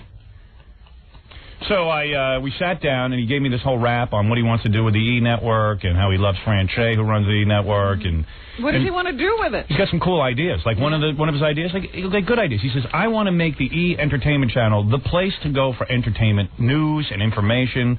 Like a 24-hour-a-day People magazine. Like a CNN for entertainment. Right. He's going to he says there's definitely a niche for that. And you know what? I agree with him. I agree. You know what? One of the things I miss most about the beginnings of E was that they always had those previews on, the trailers for movies and stuff like that. So you know what he said? The first thing he's doing? They're starting a 6 o'clock news. Uh-huh. An E newscast, an hour newscast that you'll know every night at 6 o'clock that the news, but it's they're like wrapping up what's happened in show business. Yeah, it's like it's like Kathy Lee news and stuff like that. Yeah, we'll get the latest on Kathy Lee. Yeah. I said that's cool. If I know every night at 6 o'clock I can get a newscast that's really goofy, filled with all the trivial crap that I like, all page 6 kind of stuff. You got me. Mm-hmm. So, that was cool. And then he had some other ideas. I don't know if he wants me to say them because they're ideas, and he's put them into fruition. But what do they have to do with that? Yeah, right. Then he said that he really digs the show. He supports the show. He loves our show. We're the #1 show on the network. And that he's a fan, and that he's always listened to the show, and everyone's behind it, not to worry. I said, hey, dude, I'm not worried. This is what I said. I said, I told you. I've already had 5 television companies call me. They want the show. So if you don't want it, you don't have to have it. He said, no, we definitely want it. We're behind it. WB. And he says, but he said one thing that kind of concerned me. What? He goes, if you ever have a problem or I have a problem, I'm going to feel free to pick up the phone, and you should feel free. I go, well, what kind of problem? Hasn't been any problem. And he goes, well, just in case there is. Yeah, I just went, you should have said, give me an example. Like what kind of problem? I said, I shouldn't have reason to call you. I do a show, you guys put it on the air. What could be the problem? That's it. But you should have said, give me an example. Because I'm sure he's already seen a few. Yeah. A few times he'd have liked to pick up the phone. All right. I know you're busy, but I swear, man, if you put on a late night show, man, I'd love to see it. I've been offered again as recently as 2 weeks ago a late night television show. Yeah. I don't have time to do it. I'll be honest with you. Between dating Kim and doing this radio program, your dating duties have taken up any late night TV time. Yeah, and running around behind my wife's back, I'm busy. I got you know what Howard just said to us off the air? Go ahead. I said, Howard, if you're going to cheat, you have to do it on the air. Right. I said, no way. That way you avoid that humiliation of being caught. I just cheated on the air. I just kissed him. And he said, no. I'm going to get away with it for about a year. Yeah. I'm going to have one fun year of cheating. And then it'll come out, and then you guys can all goof on me. And I know we'll get calls like this. You go, hey, Howard, in your movie, you said that you owed everything to Allison and you'd love her forever. I go, yeah, well, dude, wake up. All right? That was then, this is now. You got a 20-year-old jumping into your lap. What are you supposed to do? I owe everything to her. Yeah. Now I owe a lot of people, including my lawyer. You're on the air. Howard? Yeah. I got a killer story for you. All right. My name's Adam Fortier. I'm from Pittsburgh, Pennsylvania. All right. And 2 days ago, I was served with papers for a lawsuit. My ex-girlfriend's suing me because I didn't take her to the prom. Get out of here. I'm dead serious. Wait a second. She got a lawyer to file papers against you because you didn't take her to the prom? Yep. Did you promise to take her to the prom? No, there was never any agreement there. We talked about it a few times, but... Is she a pig? Is she a hot girl or... Semi. She's semi. Well, listen, all I know is... Did you take someone else to the prom? No. But first of all, it's a ridiculous lawsuit that will never hold up in any court of law. All right. No, don't even worry about it. In fact, don't even get a lawyer. What's she suing for? You're a kid, right? Yeah. Yeah, how much money? I mean, what are the damages? It's $390 for the dress she bought. She had it altered so they couldn't take it back. She's nuts because you didn't ask her. I don't know if she's nuts. Give her the $390. Wait a minute. Oh, you didn't ask her? No, he says he never asked her. Oh. We talked about it a few times, but I never really asked her. Well, I don't know, man. Did you see what I mean? Did you see what's going on in America? None of this crap used to go on. Teenagers are in this. Oh, there's so many lawyers. And I guess some lawyer... Does it look like real legal papers? Yeah. Well, But how do you... You're under what? You're under 21, right? Yeah, I'm 18. I thought no contract is binding until you're 21. This whole thing is absurd. The whole thing is absurd. Even if there was a contract. The funny thing about it, though, Yeah? they filed for it the day I broke up with her. I don't know, man. That's weird. Don't even worry about it. I mean, Lynn does those papers. I don't even believe it. yeah. Why don't you two come in here? Well, I'll do like a Montel Williams thing. And do an Are arbitration. you serious? Yeah. I'll do it. All right, bring her in. Convince her to come down here. I want to meet her. Okay. Because that sounds wacky. I don't believe it. If you're serious, I'll do it. Are there lawyers in her family? No. Thanks, dude. Anytime. Pete, go ahead. Howard. Yeah, babe. Yeah, they keep on bleeping the word goddamn on the e-show. Yeah, I know. I keep telling them, why are you doing that? They're religious. They're insane. Yeah, but then you say the You know word what it is? Because Fran Shea's a good Catholic girl. Is that it? I think so. But you say scumbag, no problem. I know. Who knows? You know, you understand how stupid this is? Who can tell? Because these religious freaks think you're actually, like, desecrating God in some way, whoever he is. Yeah, but they probably don't even watch you. Who knows? Yeah. Who knows? All right, Howard, thanks. Hey, you want a good web page? You guys, here it is. You ready? I'll give you the address. You got to go to this web page. Now, get the premise of this web page. It's not a dirty web page, not sexual, like the bestiality one I gave you. This one is celebrity driveways. What? Now check this out. This guy goes around to people's homes. I'm talking about like celebs. And he, hey, what happened to it? It's gone. I just brought it up. Wait a second. See if I can find it. Oh, here it is. Okay, I got it. This guy goes to celebrities' homes and takes pictures of their driveways. And you're saying, well, what's the big deal? Yeah, like who wants to see that? But yet it's bizarre. It's fascinating. Like, are you surprised at what the driveways look like? yeah, like Madonna has 3 driveways because she has residences in California, Florida, and I guess New York or something, right? 2 in Florida. One's in Miami and one's in another part. So I'm looking at these 3 driveways and I go, man, those are really nice driveways. And then you go to somebody like that guy on ER, Anthony Edwards, and he looks like he's living in a tenement. Yeah. Well, that's what I would figure, that you'd be shocked at how some people are living. Yeah, I mean, and the whole website is just driveways. Like, and then he has interviews with Linda Ronstadt's mailman and Nicolas Cage's contractor and his neighbor. Really? And what do they have to say? Robin Williams' neighbor, his gardener, and a delivery guy. I mean, Aaron Spelling's pizza guy who says he's a good tipper. Right. I mean, it's just like weird stuff like that. And like, I know you're thinking, well, do I want to see Faye Dunaway's driveway? And the answer is yes. What does that look like? You want to know? I'll bring it right up. Here, I'll give you a list of celebrities. I'll tell you what their driveways look like. Gary's seen more of them than I have. I got Andre Agassi, Steve Allen. I bet you he's got a ratty-looking driveway. Let's see his driveway. Howard, you know who's got the most interesting driveway? Just because I didn't think she would have a dime. Yeah. That kid star from Brazil, Juja. Hey, yeah, you know her? She used to be a porno star, and then she became the star of a children's television show in Brazil. She's got a real nice one. Somehow in Brazil, if you can get on TV, you make a ton of money. I got a feeling, though, probably she married some rich guy, too, you know? Who knows? But then, Howard, if you look on the main page and you go down a little bit further... Look at Christina Applegate's driveway. It's really nice. Did you see Steve Allen's? No, here, I'll bring it up right now. It takes a second, because I got a 28.8 modem here. That's slow as molasses. I keep asking him to put in an ISDN line, but you know how things work around here. We'll get it next year. Yeah. Tisha B'Av was the deadline. That's when we're going to get it. Tisha B'Av. That's just below, what? Oh, that's somebody I was going to say, when is that? And then I changed. I'm not exactly sure. Got Marlon Brando, Jacqueline Bisset. Here, I'll give you the address right now. It's www.bbc.com. blackbikerdriveways.com.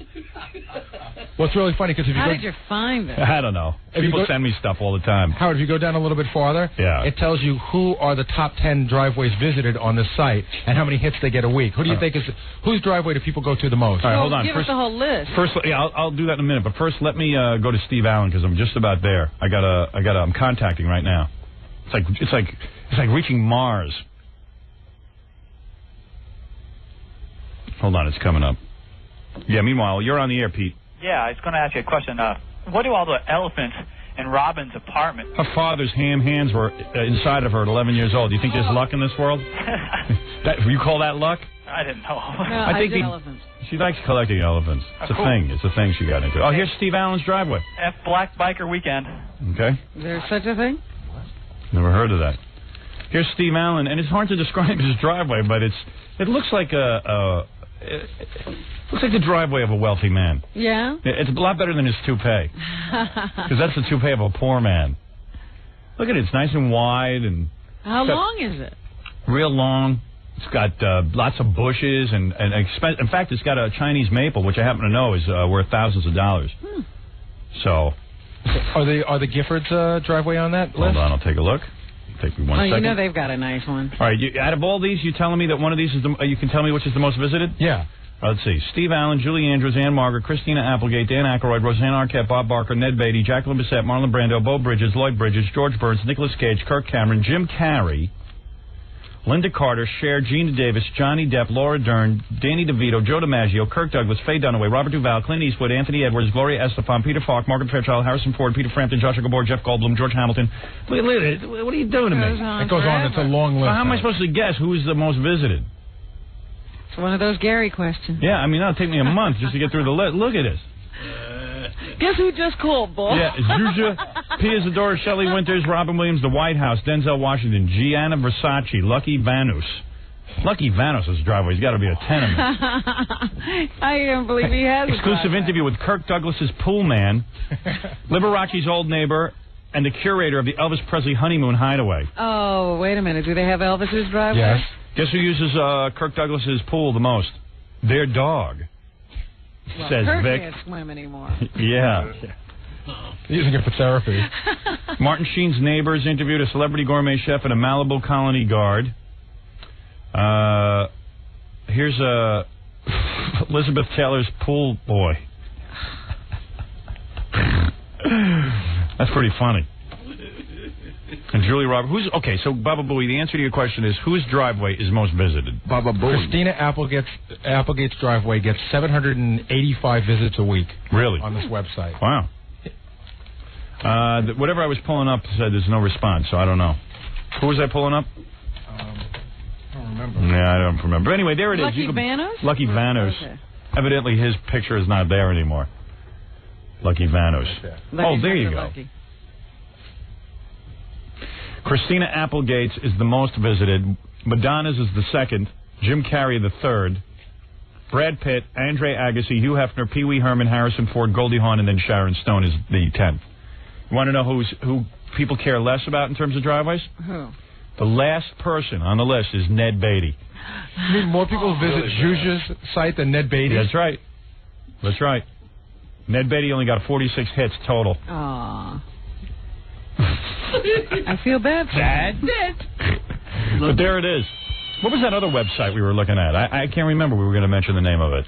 You talking about the Russian amputee women? I gave that already. Yeah, we talked about that. Okay, well, there it is. Driveways.com. Oh, I know. I saw the weirdest website. This is the all-time weirdest website. What is this one? So you know the head of the E! Network, Fran Shea, got married? She has a website with all the pictures. No! Yeah, of the wedding. She started a webpage to show her wedding pictures? Yeah, she sent me the address, and I looked at it, and I saw it. Oh, my goodness. Yeah. So there it is. That's totally... Oh, that's a waste of cyberspace. So you say. But there it is. She's married, and... now everybody can see the pictures. Yeah. Yeah. I was looking at them. I pulled it up. I was the 37th person to be on there. Oh, my goodness. More than midday. Fran Shea webpage. It's unbelievable. And you can see Fran in her curlers, her hair in curlers. Oh, like the before and after? Yeah. And those are up there. How come? I don't know. Just because she could. Any shots of the honeymoon night? No. So far, no, but I think there's more to come. Why would she do that? I don't know. You ask her. Maybe so family that couldn't make the wedding could see it, but if you can't make the wedding, you probably can't afford a computer. I don't know. But there it is. Isn't everybody... Oh. Never mind. Never mind. But anyway, I was on there last night on that webpage. Well, good for you. I was hoping to chat with somebody, but I didn't see anything. No chat? No chat room.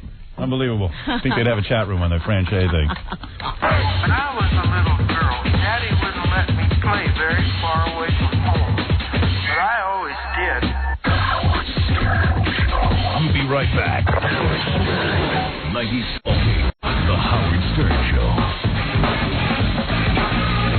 There you go. That's LL Cool J and Red Hot Chili Peppers from the Private Part soundtrack. Yeah.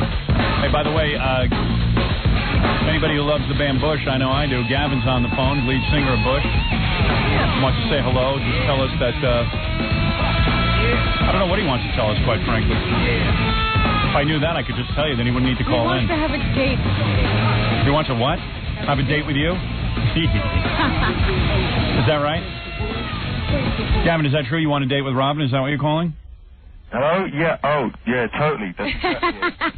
It's at the top of my list. You still dating that chick from... No Doubt? No Doubt? Gwen? No Doubt. Gwen, yeah. That's a nice little piece of Lucky this. me, huh? Remember when I saw you in front of the hotel? Did you remember that, by the way? Yeah, of course. I'm sitting in a limo and everything, thinking I'm a big shot, and then Gavin and all the guys from Bush get out, and was that her with you? That blonde? Yeah, definitely. Oh, that was her? I think he was with a different blonde. Really, Gavin? Yeah, Gavin. Definitely Gwen. So anyway, like they're walking around there, and they go, "Hey, wait a second, I know those guys. You know me, I never say hello to guys that I know because I figure to just blow me up. But I said, you know what? I just had Gavin on the show. It'll be cool, and those guys will invite me in, and we'll hang and party and stuff. So I go, hey, Gavin. And he's not looking because I wouldn't look either, you know. Right, he gets that all the time. And then all of a sudden, someone turned around and go, oh. And he looked and he went, oh, hi. And then he walked away. No, I came over. Oh, come on, you blew me off. Come on, you blew me off. So much for showbiz friendship. Yeah, I thought like we had bonded when you were in the studio. No, exactly, we did. I was so embarrassed, too, because there were people watching. I was like, I rolled down the window, like, hey, man. The first time you try it. That was right before you were doing Saturday Night Live, right? Yeah, I thought, what was it, all coming back from it, something like that? But no, we were totally saying hi. Were you guys, all wasted? I thought you were dashing up to your room. You looked like you were on a secret mission. No, I was hoping you'd say to me, hey, man, why don't you come hang with us? And then, but I guess... Well, I did ask you to come to Madison Square Garden. Yeah, I was going to bring my girlfriend, Kim. Remember? Yeah. Well, I did ring you. I don't know, I got kind of blown off, and then I just said, you said one time around only. I guess if I was me, and if I was Gavin, I'd blow me off, too. Get rid of me. Dump me as a new show business friend. But, yeah, you looked like you were having fun. By the way, Bush is in the middle of a 4-month tour. Bush will be on the... Since I've seen you, we've been on tour. But also, I think I was a little bit deranged at that time. I just saw a bit of the tape of it the other day as well, weirdly enough. And when you asked me what the album title was, you said, what's Razor Blade Suitcase? And I gave some, really, bad answer, and you were like, how deep? And then I was just apologetic, going mad the whole time. So you mean you told me the name of your album? It was a little strange at that point, anyhow. Were you guys high that night that I saw you outside the hotel? Oh, I've never known. He doesn't remember. I think those guys were wasting it. But I'm telling you, I don't think Gavin was putting me together with the radio show. I think he thought I was just some long-haired creep in a car. No. Bush will also be on The Tonight Show on June 5th. Where are you now? I'm in Seattle now. Oh, and what, are you doing a show tonight? I came up here to do two things, really. I just started a record label, so I have a band in Tennessee called Souls, and they are playing up here, in the small club that I first played in Seattle, so it's really good to come up and see them. That's the cool thing to do. Once you start getting famous, you start your own record label. And then you start developing artists. Yeah. Yeah, it's why not? They're just friends of mine, actually, and I never thought about having a record label, ever. But then when I just figured that enough wasn't happening for them. You know what? I just had Sammy Hagar on the show. You know what he told me? When he divorced his wife, he was worth $18 million. He gave her $9 million. Don't you think Sammy Hagar would be worth more money than $18 million? That was when we never asked if that was pre-Van Halen or post. Yeah, but no. Well, I don't know. I reckon that Sammy Hagar would make sense because he probably travels everywhere in private planes and big overhead. Yeah. Interesting. I didn't think of that. Overhead angle. And the new single from Bush is Cold Contagious. I know we're playing it here on the radio station, so that's it's a cool song. It's a great band. Bush is a great band. And it's good to hear from you. Thank you. And listen, next time you see me in the street, man, don't be all wasted and everything. Yeah, say hello. Sorry about that. I mean, like, treat me... Back down from my cloud. Yeah, treat me with some respect, for God's sake. Girls could be watching.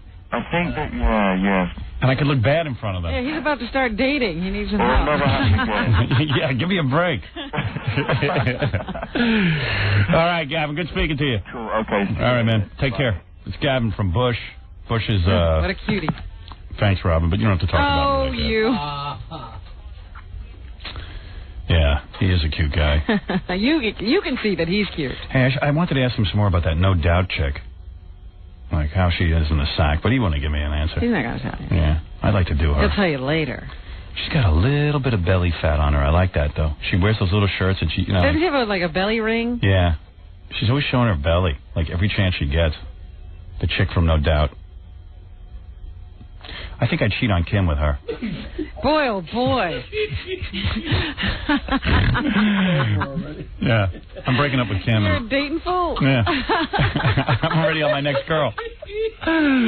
Hey, so, just to review, we filed the papers. 10 o'clock, the district attorney's office opens. I think that you made a mistake on the complaint already. What are you thinking?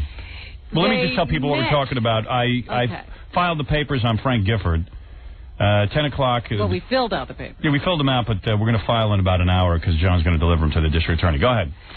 You said that they did the deed on April 30th, and it turns out it was May 1st. We can change that. We still got the papers. No big deal. Gary, change it to... Hold on. Gary, change that to May 1st, please. The deed. No problem. All right, thank you. Date. Yeah, that's the neat thing. I can talk to Gary through this little speaker now. I don't have to be yelling for him. Thank you. No problem, Wolf. You know what I'm going to do? You see this little speaker where his voice comes out? Yeah. I'm going to put that Gary puppet head on there. Oh, no. And I'm going to get it to open and close its mouth. Yes, get it animated. Yeah, it'll be cool. So there'll be a visual for the E! show. That's not very funny, Wolf. Baba Booey. It's very funny. Yes, go ahead. This is Simone. Hi. Hi, baby. How are you? Yeah, what can we do for you? For a couple of days, I think today to talk about Brazil.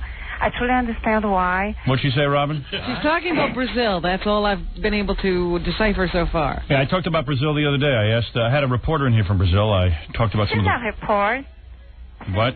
She's not here report from the Rede Globo. What'd you say, Robin? She's not, Robin. She's not. What did she say? I think she's denying this woman's credentials. Oh. Okay, so to happen to know that, to happen is, I believe you're right. No, you're really right about... Do you live in this country? Do you have a job? 5 years. Really? Yes, I love your country. Anybody know what you're talking about? What? Excuse me? Are you mad at me because... No, I don't mad at you. Brazil has a whole bunch of problems. No, it does. You're right. That's why you're here. Why? No, I live here because I make good money. I like this country. She actually has a job. What do you do? Clean houses? No, I'm a personal trainer, Miss Figure Personal trainer? Who knows what she's saying? You're a bodybuilder? Fitness, Miss Figure USA, national champion. Mm-hmm. National champion. Absolutely. A champion. Champion. Hey, honey, I don't know what your problem is, but all we pointed out was that women can get killed in Brazil and the husbands never get brought to trial. No, it's not here this way, Howard. What'd she say? I don't know. I ain't putting up with this. Huh? Who cares? I don't even know what your point of view is. I can't figure you out. I can't understand you. No, this morning you talk about somebody who's a rich girl there, and... shut up. I can't stand you. Go back to Brazil, get married, and let your husband do you in. That'll take care of her. I have one word for that woman. Assimilate. That's all. Okay, so we got a whole new crop of interns. You got to see this. Robin, you're going to love this. What's this? So Kathy hired a whole new crop of interns. One of the interns is a guy. Yesterday we introduced you to one of our new interns. Her dad is an astronaut, like a real famous astronaut. That was pretty cool. And we even have one intern who's the editor for the Harvard Lampoon. Yeah. That's pretty cool. We got a good crop. And then we got another one from, Princeton or something. There's a Harvard, Yale, and You got to see this one, though. Purdue. This guy's our new intern, and he sent us 3 press photos. Like, he has, like, modeling pictures. Uh-huh. And, like, 2, like, headshots, and 1 with his shirt off. Wait till you see this guy. Look at this. Is our new intern. Oh, my God. Yeah. Somebody like that is in the office? And Kathy is keeping the picture at home. I don't doubt it. All right. You have that guy sitting in the office. Wow. You know, because I was always saying, you know, yeah, you get some pretty girls in here, but there's nothing ever for other women to look at. Oh, there you go, honey. Well, tell him to work with his shirt off. You got a whole summer of that. That's okay. Yeah. He's a model, huh? Yeah, I don't know what he is. He just the first intern that ever sent pictures like that. And this dude's listen to this guy's credentials too. He's been on TV. He's been on TV? Yeah. What's he doing with us? Let's see. He is boy, he's done a lot of stuff, this kid. Yeah? Like what? Well, okay. He's a weekly columnist in something called the Western Kentucky Herald. I don't know what. He's a quarterback for the Western Kentucky Hilltoppers. That's their football team. He's also the punter. He's also the captain. Bowie. He's the number 6 punter in the nation, currently ranked. He's an all New York State wrestling champion and a 5-time freestyle wrestling state champion. Look at this kid. Where is he? Why aren't we interviewing him? Little overachieving bastard. Oh, that's nothing. Really? I mean, as big an overachiever as he is, we got a guy here. He was here yesterday. He's from Fordham, but he won the Harvard League forensic contest. Wow. He was like the debate champion of like the Ivy League or something. Forensics, isn't that? That's like looking at dead people. Isn't that DNA? What are you talking about forensics? What is it? Not forensics. What do you call it when you debate? It's I know we caught you in some other ridiculous. I can't remember the word. It's a different word. Forensics. New York State forensics champion. For forensic. Debate champion? Yeah, no, there's a word. What? What? He could tell us dead. Huh? He could debate the dead. This one's not moving. Howard, this guy is so incredible. Really? He walks around with this little, small yellow pad, right? And everything you tell him, he writes down. Yeah. Make him my producer. You just got to see him. Everything you tell him, he writes down. Wow. And he gets it all right. I hope you learned something from these people. Yeah. Why don't you take some lessons from our interns?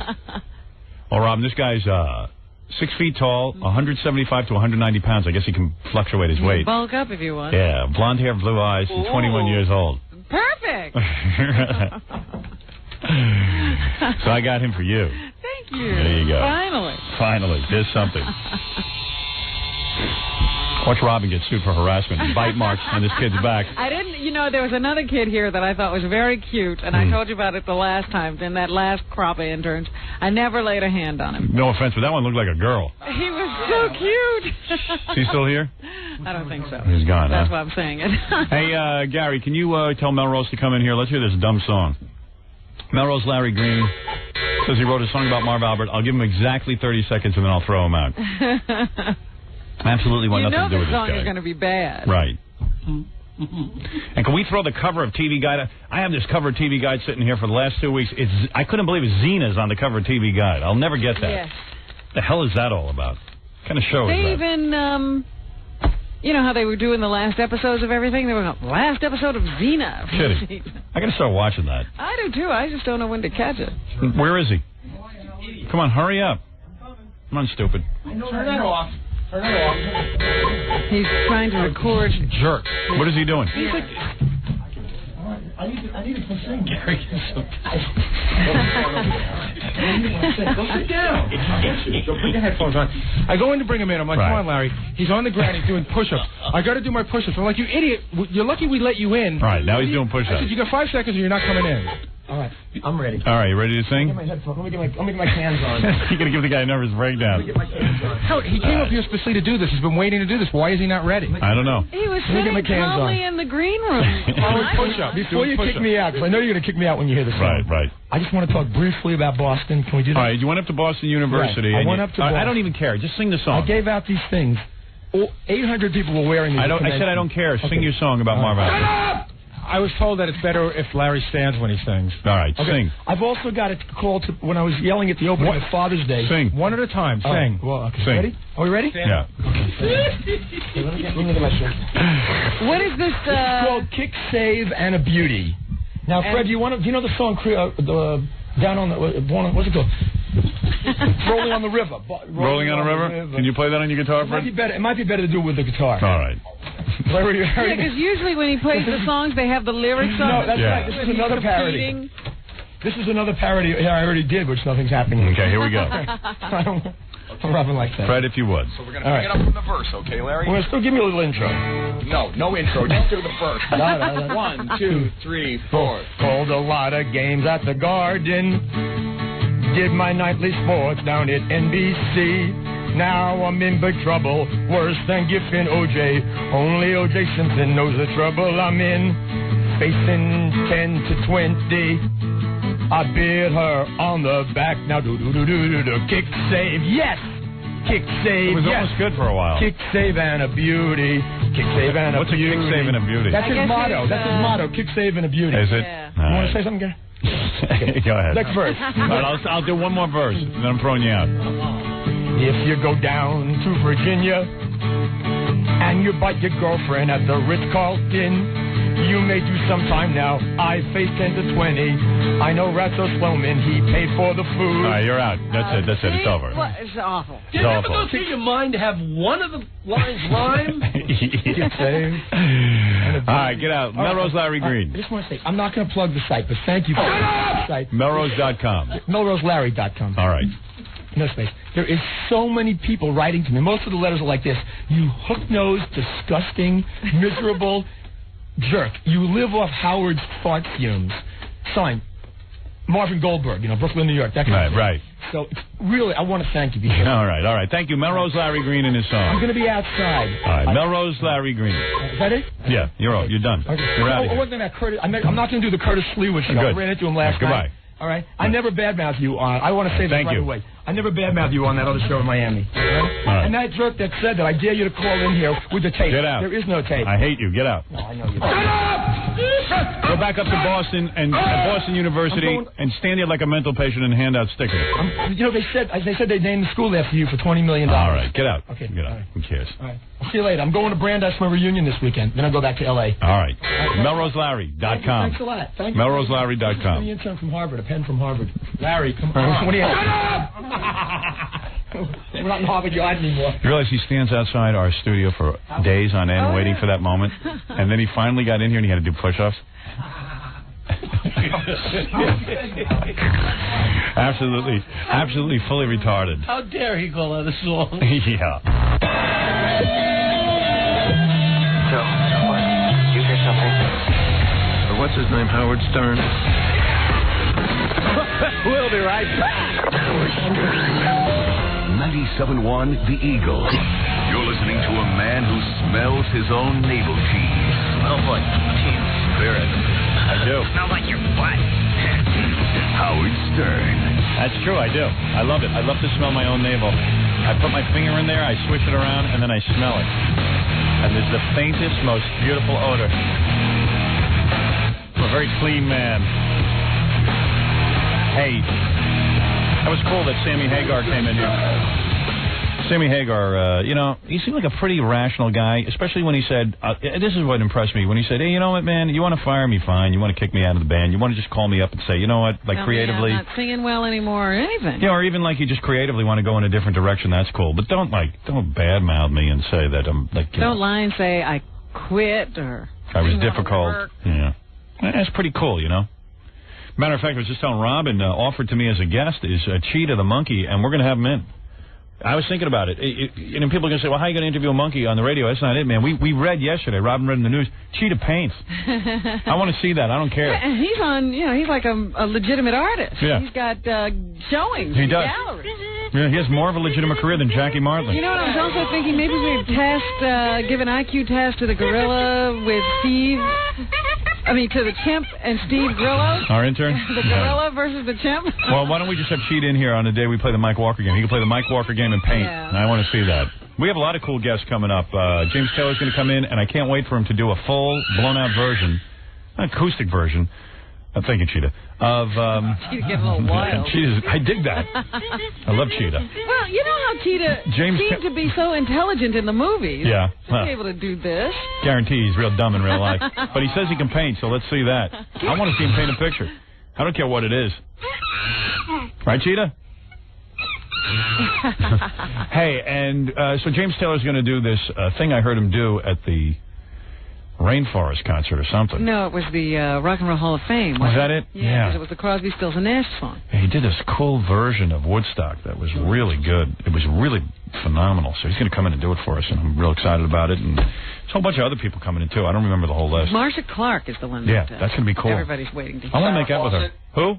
Farrah Fawcett. Yeah, I can't wait for that. Where is she? When is she going to get here? Can't she get here tomorrow? No, she's coming in June. Also Motley Crue.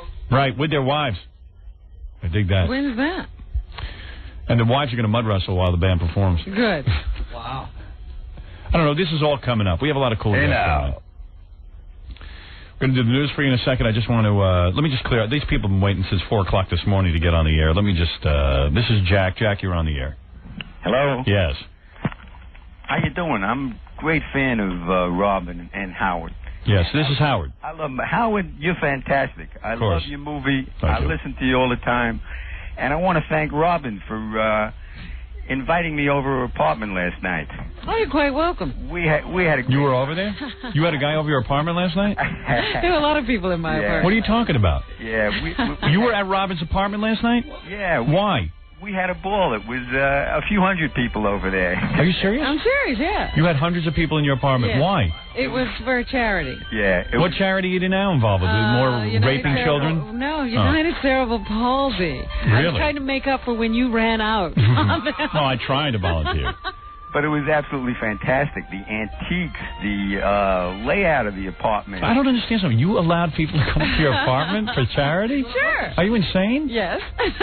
That's been established. Sir, do you have cerebral palsy? Explain everything to me, Robin. Please, this guy's not getting to the point. Absolutely fantastic. It was a house tour. You know how they sometimes have these house tours? You go to different people's houses. Hold it. I've never heard of this. You auction off a tour of a celebrity's home? No, you don't auction off a tour. You pay. You They pay money to go on a tour.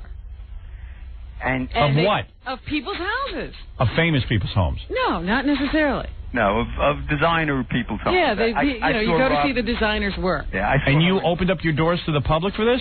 Yes. And well, they were brought in by this charity, and they completely guarded the place and the Were you home when this happened? Part of the time, he saw it. Yeah. And what was Robin wearing? What time was this? 6 o'clock last night. Will there be more tours, or is this the only one? No, that was the only one. At 6 o'clock at night, hundreds of people came into your apartment? Poured out of the elevator and swarmed my place. How did you feel about that? I was frightened. You're very proud of your apartment, I know that. Oh, yeah. And I kept saying, the lady said, well, cut it off if it gets crowded. I said, this is not crowded? And the money that these people paid was donated to cerebral palsy? Yes. Yeah. And I give Robin a whole lot of credit for that. And no one took anything from the apartment? Remember Debbie Gibson did something like that? They were all very sweet and nice, and like I said, they had people posted everywhere. Hey, check this out. Debbie Gibson, I guess, things weren't going all that well in her career. Let's be kind. So she opened her door. So, to people like Gary Dell'Abate, Gary was invited over to Debbie Gibson's house for, a party. She had this big Long Island, mansion. And, Gary said, friends of his stole stuff from the apartment. I mean, what? We all drove out together, and we were all goofing on the fact, we're going to Debbie Gibson's house. I mean, you and we're in the kitchen, and we're in the living room, and we're at the pool. Yeah. And the only place that was off limits to us was her private recording studio, which was another side of the house. Yeah, you wouldn't want anyone in there. It's a pretty nice house. Right. It was pretty good. You could go into her bedroom? Well, no, you couldn't go in there either. Right. But, I mean, you could I got have. to see Robin's bedroom. The truth is, I could have gone into the bedroom, but I had nude posters of George Clooney. She didn't want anybody to say. But I didn't. I mean, it would have been embarrassing to get caught in there. But it wasn't like there was a security guard or anyone blocking it. They just, had all the doors shut. So on the way there, one of the guys we're with, he goes, "Hey man, let's steal stuff when we get there." I'm like, "What?" He goes, "We're going to Debbie Gibson's house. Let's just take stuff." So what did he take? So we thought he was kidding around. So we got in the car to go back. He had an ashtray, and he took a bunch of soaps from the bathroom and a towel. Really? That's still better crap than that. And he's like, "Hey man, I got Debbie Gibson's towel." Right. That's a big deal. So do you think anyone took anything? No, nothing was taken. So, dude, you walked in, did you know you were going to Robin's apartment? Oh, yeah. When did they announce that? At what point? Because I still don't follow this whole thing. I saw her in People magazine, and then I said, I have to check out her apartment. And I saw the UCP circulation. So you mean United Cerebral Palsy put out a circular that said, if you want to, you can go on a tour of apartments, and one of them being Robin Quivers. Yeah, I don't even know how they publicized it. It was by invitation only. Yeah. Boy, that's pretty nice of you. Yeah. And it was absolutely fantastic. And then you go in, and then like Robin walks out of a bedroom or something. Yeah, did she make an entrance? Yeah, did she make an entrance? No. Like you, like when you first walk in, like who lets you in? Well, you had someone at the door that was letting you in, and then there was someone downstairs that was monitoring it and checking tickets. Wow. So, well monitored. And you got something Jackie would do. Don't be ridiculous. You know, in a couple of weeks, Jackie will be selling tickets at his door. The Joan Rivers thing. Tickets? Hey, wait a Robin, second. Who talked you into this, Rob? Who told you this was okay? Because this doesn't sound like you. This is a beauty. I mean, come on. Somebody must have... I did it for my decorator. Oh, you did? Mm-hmm. And she said, hey, a lot of celebrities do this? No, it had nothing to do with being a celebrity. It didn't matter whether I was a celebrity or not. It was about her work. Yeah, but and that work was fantastic. In fact, I met her there. She was that pretty blonde lady. Mm-hmm. What was her name? Joy. How Joy old is she? Mazer. Oh, Joy Mazer. How old is she? I'm not giving her age. That's her Is she in her business. 20s? I'd like a date. No, she's Yeah, not very in nice her looking. 20s. I'd like to date her. Would she keep her mouth shut? Decorator. So wait a second. So you walk in downstairs, and like someone opens the door, but you don't see, but you know you're in Robin's apartment. Absolutely. And everyone knew they were at Robin's Yeah, apartment. it's written right on the thing. Is it Robin Quivers? Robin Quivers. Okay. You walk in, and now there's hundreds of people, all piling into the apartment. Well, it wasn't quite hundreds of people. All right. But it was. They It was come a nice in crowd. different, it went on for hours, and they come in different little ways. And the whole time you were home? No. Were you uncomfortable walking out in front of the people in your home? No. No. And what do you walk, like, where did you make your entrance from? I didn't make an entrance. What did you wear? What did you wear? I was wearing clothing. Yeah, but dynamite. what was she wearing? She was wearing a dark outfit with a low-cut black top. Yeah. And with her infectious laugh, she looked fantastic. Well, thank you very I'm a much. fan, Robin. Was the huge photo still there of herself? No. No, the decorator talk you out of that? I talked me out of that. He couldn't take it anymore. Robin, is there any videotape of this event? No. Oh, where was There he? should be. Yeah, where was he? Well, if these people are going through it, why isn't he there covering it? Yeah. I mean, I didn't know. He wants a tour? Yeah. If you really want to show off the decorator's work, I'd like to see a tour. But he wants a tour when everybody else is having the tour. So how long were you in her apartment? Oh, we were in the downstairs and the upstairs. And what did you see that impressed you? Oh, the furniture was magnificent. The antiques, everything was just so coordinated. It was absolutely fantastic. I love the pillows on the bed and the mirror. Are you really I like to describe the apartment. It was You know what? I'm having you committed. This is proof positive. You're out of control. I'm not taking enough interest in what you're up to. I mean, I'm concerned. Where were all the cats? I don't know. Where were the cats? Where are the cats during all this? Cats. The cats were away. They could not be seen. Where were they? Locked in a different room? Mm-hmm. You mean some rooms were off limits? Yeah. Like what rooms were off limits? Just Robin? my offices that are in the back. Oh. Velvet ropes in front of them? There were horses and elephants, though. A lot of elephants. Horses and elephants. Right. I can tell Robin looks like horses. And a lot of the people enjoyed what they saw? Oh, absolutely. Right. They were buzzing around. And you don't think anyone took anything? I doubt that very much. Wow. It wasn't that kind And what do you do for a living? Are you a wealthy man? Oh, I'm semi-retired. Really? Yeah, right. How old are you? I'm 60 years old. Oh. I sound young. Were you allowed to use the bathroom? No, I didn't see the bathroom. Wonder if people used it.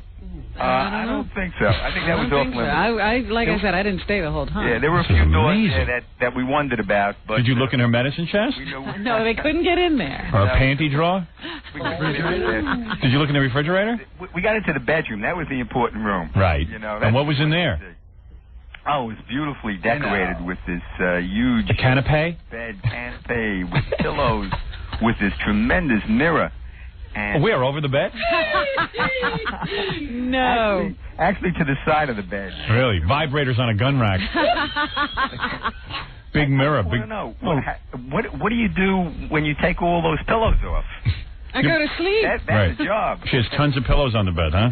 Yeah. Look really plugged. What is it, Gorilla? Well, the thing that shocked me about Robin's bed is how high it is off the floor. Right. It comes up to almost like my chest. Really? You have to What's the use purpose of that, step Robin? ladder to get I just like that sort of antique look to a bed. They always made their bed very high. How long did it take that decorator to decorate, Robin? We worked on it for about a year. Yeah. Oh, that's a long time. Yeah, it looks it, though. Man. It looks like there's a lot of work. You let all those people into your apartment to tour. That's insane. You're turning into Elvis.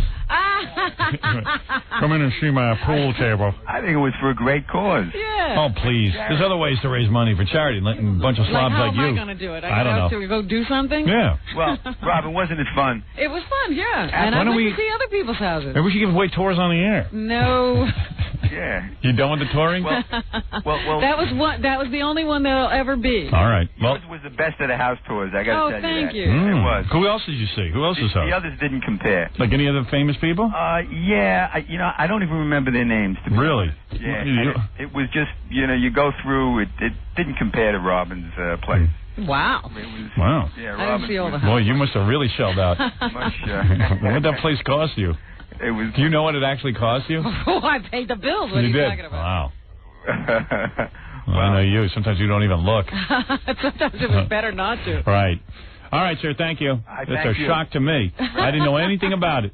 Okay. All right. Mark, you're on the air. Good morning, Howard. Yeah, quickly, because I run out of time and Robin's got to do the news. Sure, no problem. I was at Jackie's show last Saturday. Oh, the Club Benet show? Yeah. Yeah, go ahead. He actually badmouthed you on stage. What did he say? Go ahead. A couple of seconds, yeah. What did he say? He was about to do one of his bits, turns around to his keyboard player. He goes, I was in the movie, wasn't I? Guy turns back around and goes, yeah. Turns around and goes, Effing Jew only gives me one effing line in the movie. Nice. I kind of think that's a little bit ungrateful, honestly. Wow. I would die to be in the spot. You're saying you didn't say that? Absolutely did not say that. All right. He's so full of it. I have tapes of both shows. He is so You full can of it. edit Listen them. to We the don't. tapes, Howard. He's so full of it. Anybody got tape of that? He's so. I wish I did. Such hostility. I wish I did. I mean, he was great and everything. Not only did we give him 2 lines, we cut one of the lines out. I know. So it came to that part. He was unreal. Wow. Half Jew, Jackie. I didn't say Jew. I said the rest of it. You didn't say Jew? What I do is when I'm laughing, I'm telling a joke, I go, do I still have to do this crap? I was in a movie. And I say one line at best. Oh, all right. He said exactly what... Who cares? You liar. Yeah, you know what? Good Jackie. Hey! All right. Let's review. You know what? Let's not review. Let's review her tour. That caught me by surprise. I tried to do something for You charity. always... Very quietly, mind you. I didn't say anything about it here. Of course not. You've been ridiculed. Why? I mean, that's ridicule. unbelievable. You think I care about ridicule? Absolutely. What do you... I mean, I learn something new about you every day. I am a busy. Major surprise to You are all. a busy woman. I'm going to be a surprise to you the rest of my life. Wow. I'm always surprising myself. I wouldn't be surprised if you were married and you didn't tell me. You and Fred. You know what? The place must be beautiful. Right. Because there was a picture in that bedroom nobody noticed. Who was it a picture of? I'm not telling. Muhammad Ali? No. Was it a picture of me? No. Oh. What was it? Just a picture. What are you talking about? Nude or something? Well, I thought if somebody was going to notice something, they might notice that, but they didn't. What was it? What do you mean? It's a artwork of is it a well-known artwork? No, it's just a personal picture. A picture? Oh, I mean of like a celebrity. No. Not of me. No. Oh. Well, what's it a picture of? Well, if nobody noticed it, I'm not telling either. Well, I'm just curious. What would it be that you think that people would notice? A picture of who? It was a picture of me. Oh, a picture of you? Yeah. Huh. Well, they were seeing you in person. Well, they need to see a picture. Is it a picture of your dad feeling you up? Yes. Because I'd like to see that. And I put that there, and nobody noticed it. So the apartment must be beautiful. Robin, let's do the news. This is crazy. At least let's get some headlines out because people are anxiously awaiting your every word. Keep going.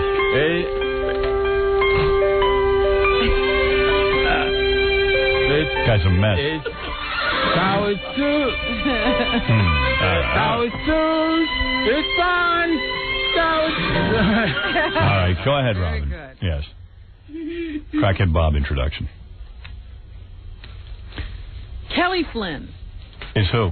She is the first lieutenant in the Air Force who is accused of adultery and is waiting to see if she's going to be court-martialed as opposed to getting an honorable discharge from the Air Force. Did they take off their shoes when they came to your apartment? No. Jesus. Did you have plastic down on the floor so they weren't tracking? No. God, Lord. How do you know there's not some maniac who now knows where you live? It was by invitation only. Really? These are people who I suppose have gotten onto some kind of a list and contribute to United Cerebral Palsy on a regular basis, and they're in the design industry for whatever reason. All right. I'm sorry, I'm having a hard time concentrating on the military when you're telling me shocking news like that. Shocking news like what? I don't know. People traipsing through your apartment, looking at all the stuff.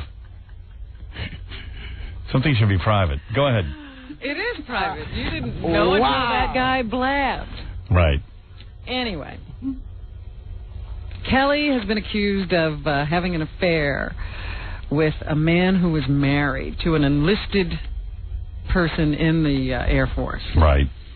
This guy was calling all over town yesterday as people discussed this on TV news programs, claiming that he never lied about the whole situation. Kelly now says that once she found out the guy was married, she broke off the relationship, that she didn't know he was married all along. Right. He's saying she did know he was married all along, that she used deception on his wife in order to continue the affair. And I say to myself, this is, some kind of stupid love triangle going on here. Who knows? You got vindictive people trying to get back at other people because things didn't work out. It's ridiculous. And we're in the middle of it. Of course. It has to do with the military. It's the military's completely crazy. This is the same kind of stupid stuff everybody does and has going on in their lives all the time. Right. And they don't lose their jobs over it. Mm-hmm. Hey, as Marv Albert says, suck it, you bitch. Oh, stop. They also say, however, this is something I didn't know, that Lieutenant Flynn apparently turned in someone else for the same kind of offense before. Is that right? And he swore that he would get her back. Wow. And he was the one who ratted on her. I don't care about any of that nonsense. Anybody, the military says, how can we have a woman fly a plane who had an affair? Oh, how ridiculous. We got a president who had affairs. All I know is the guy who cheated on his wife says, I'm willing to testify and I've never lied. So he went up to his wife and told her he was cheating on her? Who knows? Of course he didn't. He's lied before. Why should I trust him? We don't know what Marv Albert says. Because it's only alleged that he committed the crime that you were referring to. He's not been convicted of anything, so you be careful. Okay. If he did it, he's more of a man than I thought he was. I didn't know he could get in a sack and start biting women and demanding fellatio. There's a female officer in the Air Force who faces similar charges. It's crazy. This woman was a classmate of Kelly Flynn when she was at the Air Force Academy. This one is Lieutenant Krista Davis. She's 28 of DeKalb, Illinois. She's accused of absence without leave, willfully disobeying a superior officer, willful dereliction of duty, making false official statements, and conduct unbecoming to an officer. She is accused of having an affair with another married officer. Gee whiz. However, she also says that she did not know the guy was married and broke off the affair once she learned that he was not available. However, she did have his child. There you go. Who cares? Again. So I don't know why we're involved. Otherwise, nobody'd have a job. Half the country's cheating. And where are the people who are guarding our country? Busy cheating. Busy under the sheets. You're not kidding. It's just completely out of control. We'll come back and do some more news right after this. We'll be back with the number one bestseller in America, Howard Stern. Hey, over there. You're listening. Yes, I mean you. To the Howard Stern. To the Howard Stern. To the Howard. What is this? To the Howard Stern Show. Hey now. Hey now. Hey now. Hey now. That's right. Hey now. Hey now. Hey now. Hey now. Hey, this is nice. Who is that? Yeah, that's a nice little tune going on back there. Baby, baby, baby. Baby. Baby, baby, baby. I got to bring in that new Fugees CD that Wyclef gave me. I want to play a song. They do a remake of Guantanamera. That's really cool. Guantanamera, a little Guantanamera, Guantanamera. I was listening to that in France. France. Sounds cool that I was listening to something in France. Nah.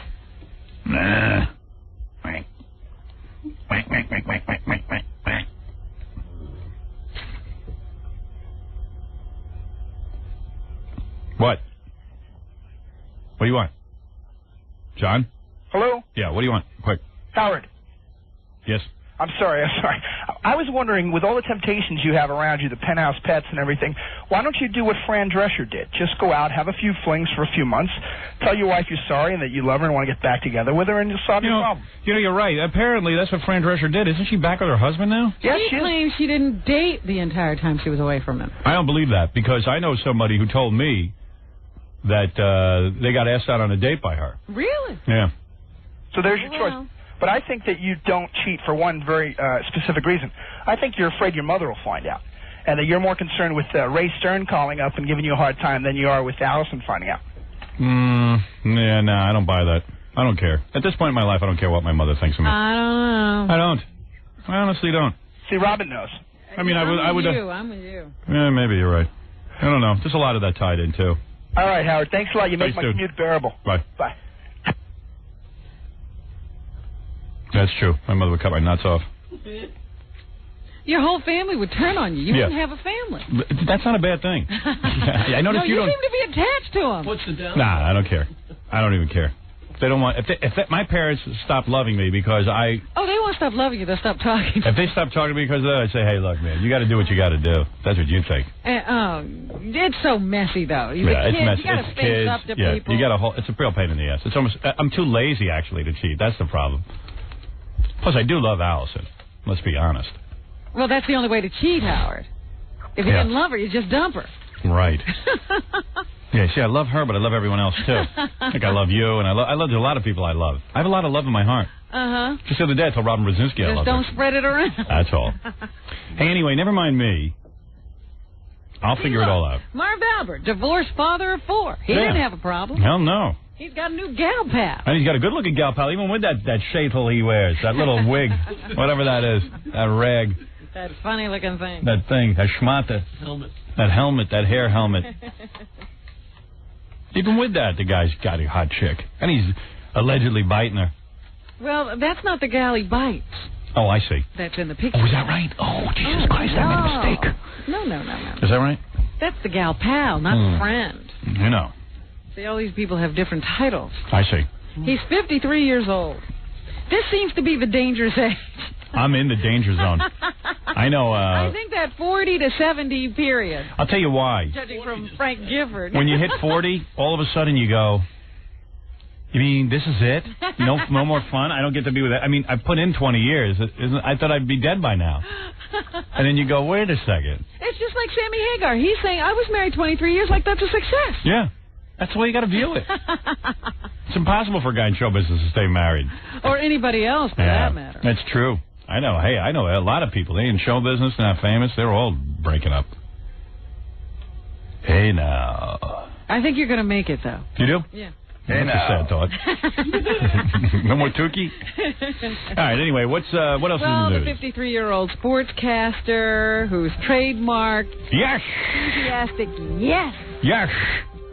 I hate that. I think that guy... Has gotten him very well known. Marv Albert drives me crazy. And by the way, I don't think he's guilty in this. I just have a vibe. Could get life if really? he is. That'd be funny, though. Guilty. It'd be funny if Marv Albert was in jail for life.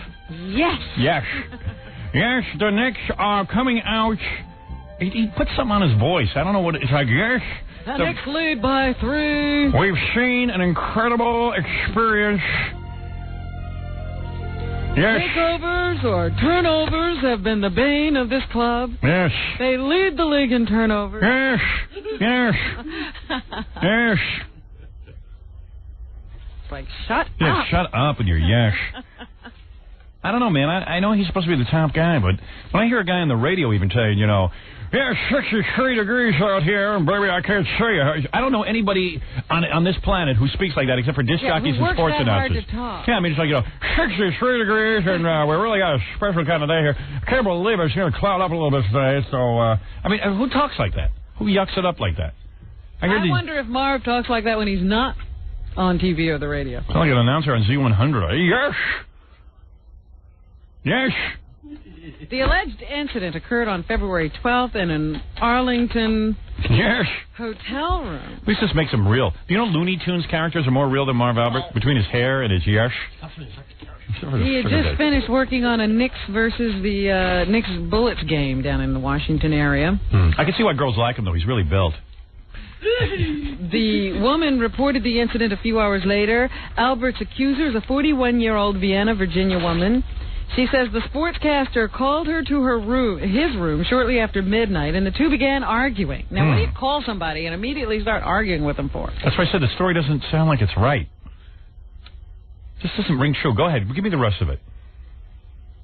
She says he threw her on the bed. Go ahead. That sounds and that he bit her severely. I don't get that. Were her clothes torn off her? Severely and viciously on the bed. Give me those details. The cops must have had these bite marks. Did they do a thing on his teeth? Well, they haven't gotten his teeth marks yet. She had bite marks, 10 or 15 of them. And then he forced her to commit sodomy. Well, that ain't anal sex, is it? Do you think it was anal sex or? No, it was the other. Fellatio? Yeah, fellatio. Palladio? Palladio?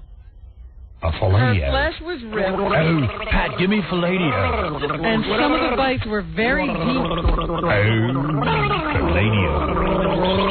One source says that the woman told the police that Albert became angry when she refused to bring another man to the hotel for three-way sex.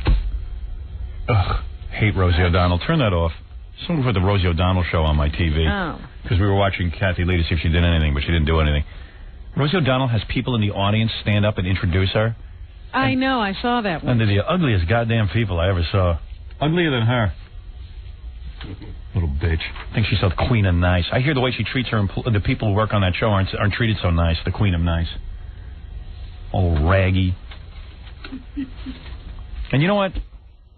Marv Albert, kiss me and tuck us around. Cares. The woman says she has known Albert for 10 years. So I don't know what that's all about. What could they be arguing about? What was the premise that he called her to the room for? Probably for sex. Maybe she digs him. But, she's claiming he wigged out on her. Part of the expression. She said she wasn't going to bring another guy in. That's really funny. Marv wanted another guy in the room. That's what she's claiming. That's now, funny. The question is, will Marv be announcing the rest of the basketball games? No, because NBC is such a bunch of cowardly humps that they indict a person just for an accusation. Guilty till proven innocent. Yeah. NBC, man, ought to let the guy on. I mean, hey, you let him on when he supposedly committed these acts, so why not have him on now? What the hell's the difference? Yes, and now I'll really tune in. See if he says anything, like Kathy Lee. I just want to comment now, before halftime, about the alleged Palladio incident and, of course, the biting. All that's true, but I did not want another guy in the room. I just want everyone to know that. The one thing that sort of smacks true, she says these are very vicious bites, and a guy really has to work his jaw. Yeah, that's weird. To get that voice out like that. Yes. So he could have a very strong bite. I just want to say something in the middle of this broadcast. Diane Sawyer, I love you. And, yes. Did you ever find out what that was? I don't know. Kathy Lee started screaming that out during the middle of the broadcast yesterday. Anyway. Diane Sawyer, I love you. Let's listen to Tom Bell, who is the Arlington County Police Department spokesman. Tommy Bell with your... Yes, Tom Bell, check it in. I don't have a Tom Bell. Do I? You have to have it somewhere. Yes. Tom Bell, huh? Oops. I have them over here. You see, made me nervous. Could somebody quickly run and get these? I'd ask Fred to, but I'm afraid to ask him, so Jackie, if you could. Yes. Jackie up with the assist. Going over to Robin's newscaster booth. The handoff? A handoff has occurred, yes. And, yes. All right, so who's Tom Bell again? He's the Arlington County Police Department spokesperson. Oh, cool.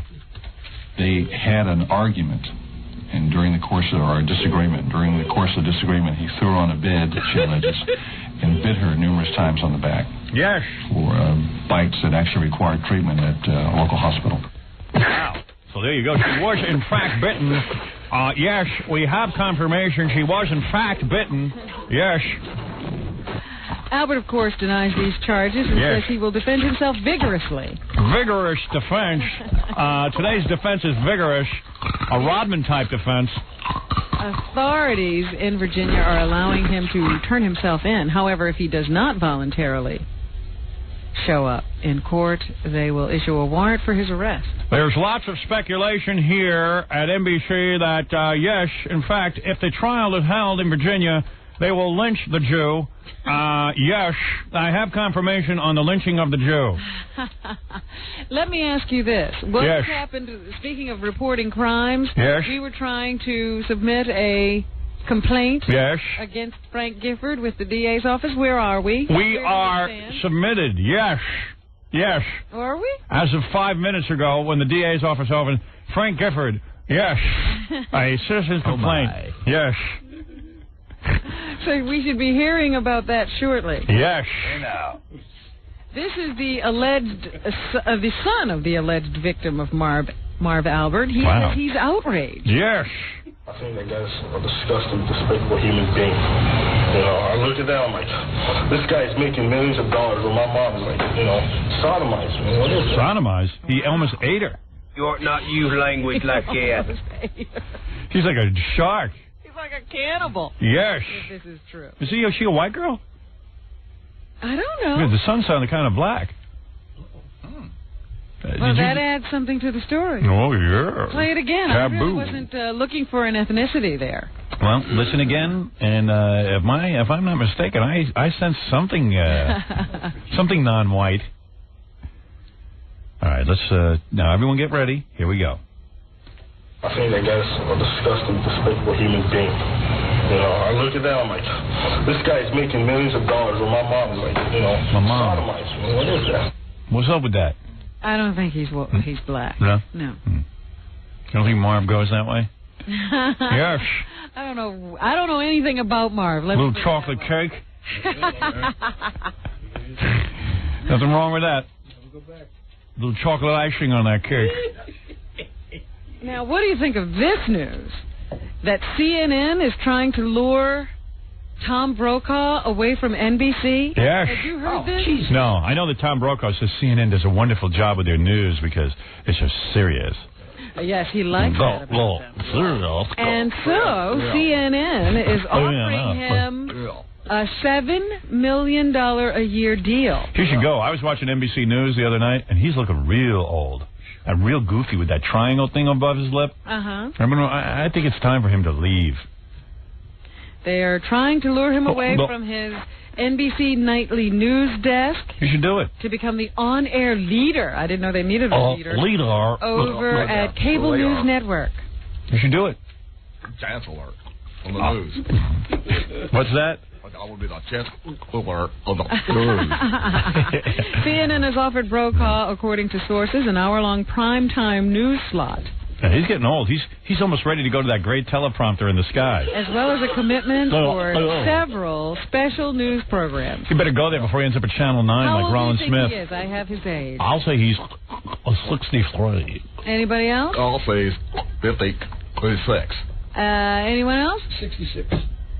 Fred was the closest, without going over. What do you look at? He's 57.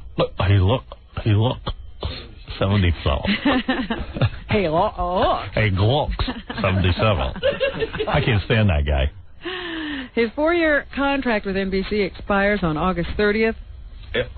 His current salary is not known, but lead anchors for the 3 major networks are believed to earn $4 to $5 million a year. A lot of money.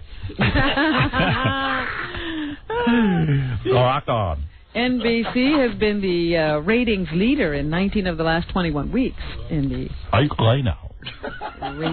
races. Number one. What? Number one. Number one in the ratings? What a rating. What's the top story you're going to be doing on the news tonight? Marv Albert. Will NBC report on the Marv Albert story? Absolutely. No, we'll figure. Here's a frightening story. A Florida woman is offering to sell one of her kidneys to pay off her hospital bills. I'll buy it. How much? $1 million? I don't know. She wants. She owes $20,000 for gallbladder surgery and wants to pay it off. She says both her kidneys work fine and she's willing to part with one to settle her debt. Cool. She offered one directly to the Bayfront Medical Center, which turned it down. Right. So she ran an ad over the weekend in the St. Petersburg Times. It says, "Kidney runs good, taking offers." Wow. It's like a used car. The newspaper has since stopped running the ad since selling organs is illegal in Florida. Yeah, might be a problem. It already ran for a while. Maybe she'll get some calls. If you want to sell your kidney, you should be allowed to. You should be allowed to do anything you want to do with it, as long as it doesn't hurt another human being. Right. There you go. Thank you very much. What else is in the news, Robin? Barbie and Ken. They Barbie have a and new Ken. playmate. They have a wheelchair. Marv Albert doll? No. Imagine Barbie, Ken, and Marv Albert in the room. A wheelchair friend, Howard. Oh, really? What kid's going to want that? Mattel says it has come up with Share a Smile Becky. Wow. To portray the richness and the diversity of the real world. Becky is your typical Barbie-type fashion doll, but comes with a bright pink wheelchair. Wow. That's cool. I have to get that. They hope that other toy makers will follow suit to show that children with disabilities, I suppose, are can be like Barbie, I suppose. I don't know. Yeah, like a hot chick in a wheelchair. That's kind of a turn on. Does this one have genitals or no? There are more and more disabled youngsters going to school with non-disabled children, so they don't think the wheelchair will be surprising to kids, and they might even like it. They should sell a phone that Barbie has that doesn't answer the phone when, like Barbie won't answer the phone when her handicapped friends call. Play out the whole scenario. Prejudice Barbie. Prejudice Barbie. Prejudice Barbie won't go to a black doctor either. That's when you know racism will be over. When white people start going to black doctors. Hasn't happened yet. It happens every once in a while. Very rarely. Well, when they're really, really good. I knew that the head heart surgeon at Johns Hopkins, at one point, this was a while ago when I was still nursing, he was black, and all the whites wanted to go to him. Oh, they did? Oh, yeah, because he was the best. Yeah. All right. There you go. All you have to be is the best. Did he fake his diploma, or he really was a doctor? He really was a doctor. Interesting. People actually watched him operate, Howard. Wow. They knew he could do it. Unbelievable. Did James Earl Ray really assassinate Martin Luther King? Yes, absolutely did. A high-tech scientific instrument that didn't even exist then may soon shed some light on the question, enough perhaps to result in a new trial for Ray, who hopes that it will come before he dies of his liver problems. Today, a powerful scanning electron microscope will zoom in on markings made on bullets test fired from the rifle believed to be the murder weapon. The goal is to see if they match a bullet taken from King's body. The rifle did belong to James Earl Ray, but he now claims a gun runner named Raoul planted it at the scene. Lies, lies, all lies. Don't believe it. He killed him. The gun will prove out to be true. Don't believe it. It's the delusions of a dying man.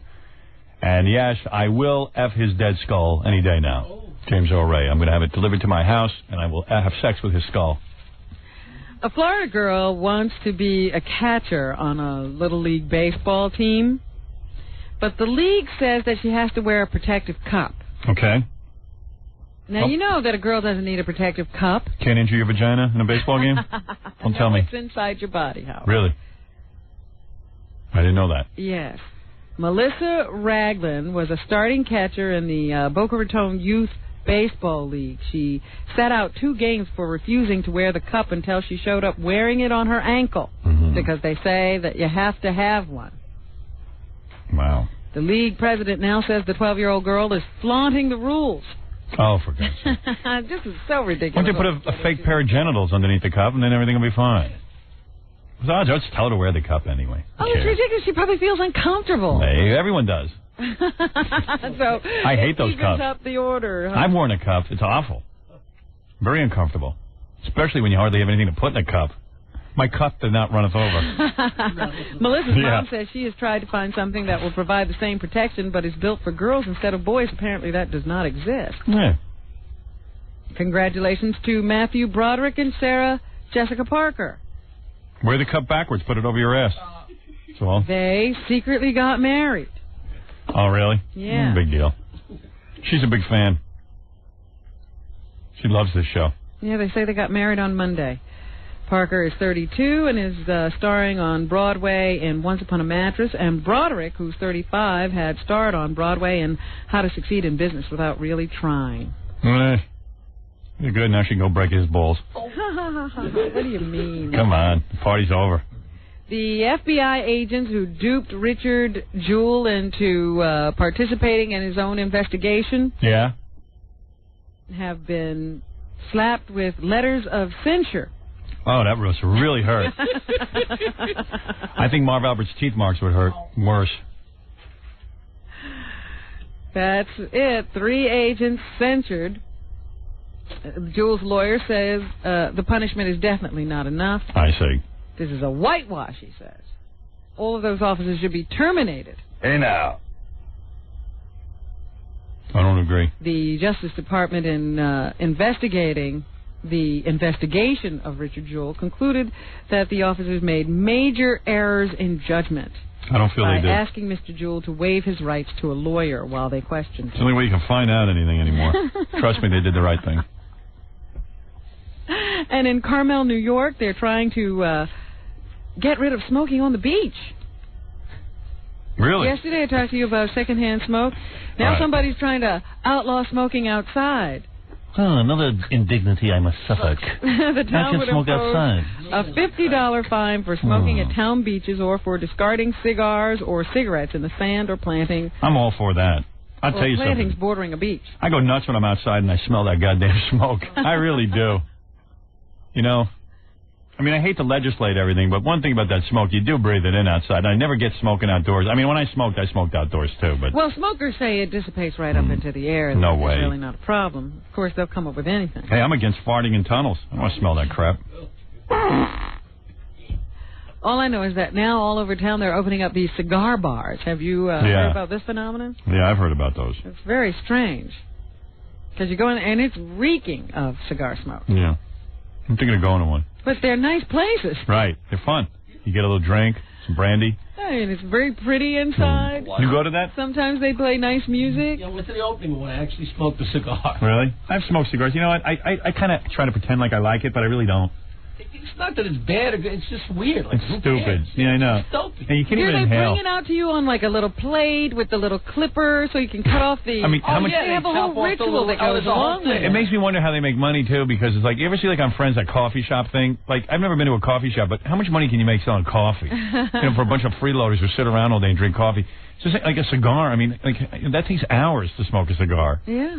Even an expensive one. You sell one, somebody sits in and smokes. I think it's because you have to take a drink in order to get through it.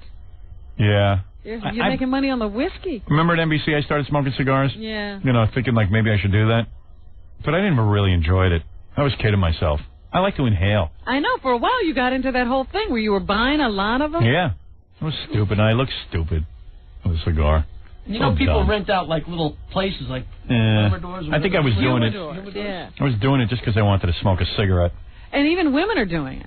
Yeah, and that's like the trendy thing. You would choke if you knew what it costs to rent one of those humidors in the... I mean, it's phenomenal. Rent them where?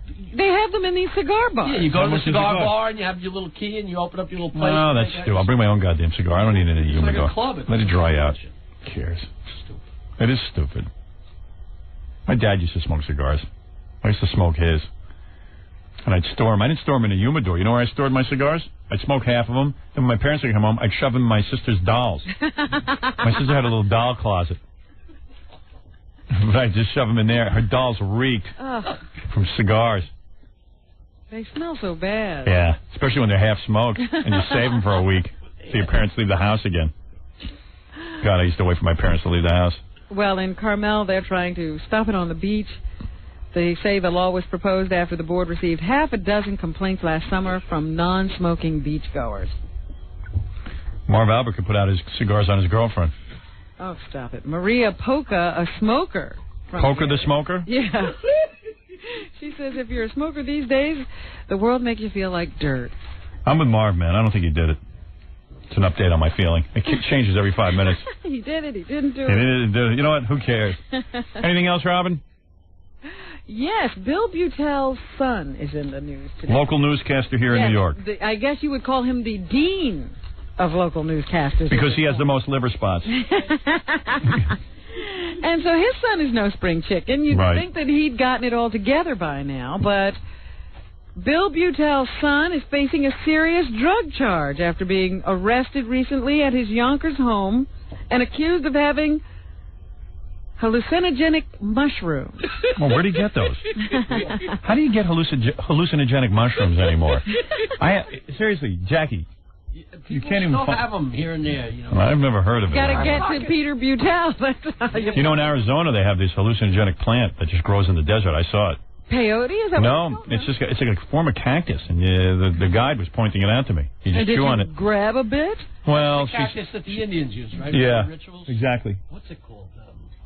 I don't know what it's called. No, I didn't grab any.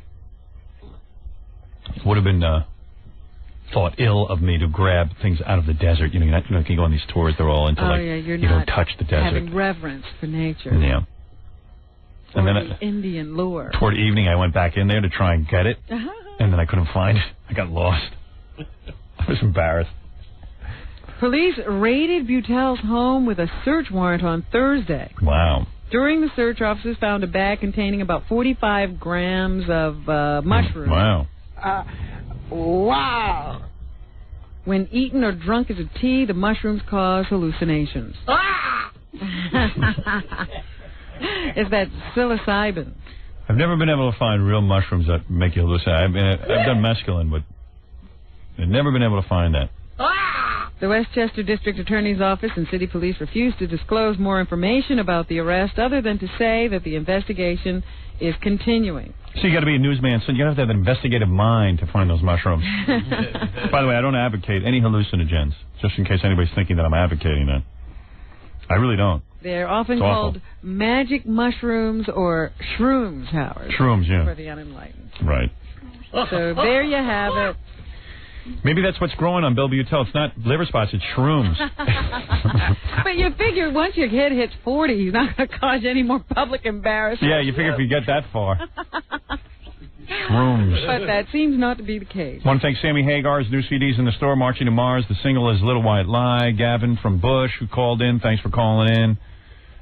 Jackie Penthouse, Stroke Page Martling, thank you. Friday night, June 13th, at Town Hall on 43rd Street in Manhattan. For information and filthy jokes, visit JackieJokeman.com. Sergeant Pecker and the Jokeman are each 78 wild minutes, only $12 plus $4 shipping and handling. CD or cassette, buy two, get one free. Call 1-800-323-KING. What? What? What was the picture in Robin's apartment? Hi. You went on tour, too? You were in Robin's tour? I was in Robin's. Now, who are you? Get off the phone. Well, don't let people in your house if you're going to have them. She had a great-looking guy next to her with a mustache. Right, Robin? With a mustache? Very handsome guy. Who's that, your man? No, he's a beard. Is it a beard? No. She was good-looking, and her bedroom is gorgeous. Wow. Her bed is gorgeous, and the room is gorgeous, and whoever did it, her design a joy, I think. How creepy. All these people have been in your apartment. I haven't even been in your apartment. You should be. Any stains in the apartment? Oh. You didn't see her apartment yet? I bet you it's a real feminine apartment, though. It's very romantic. Very girly. Really romantic. What is that, Mr. Brokaw? You've been there. Girly. Girly apartment? Girly apartment. A lot of elephants. All right, thank you. Okay, bye. Oh, so you and your man, huh?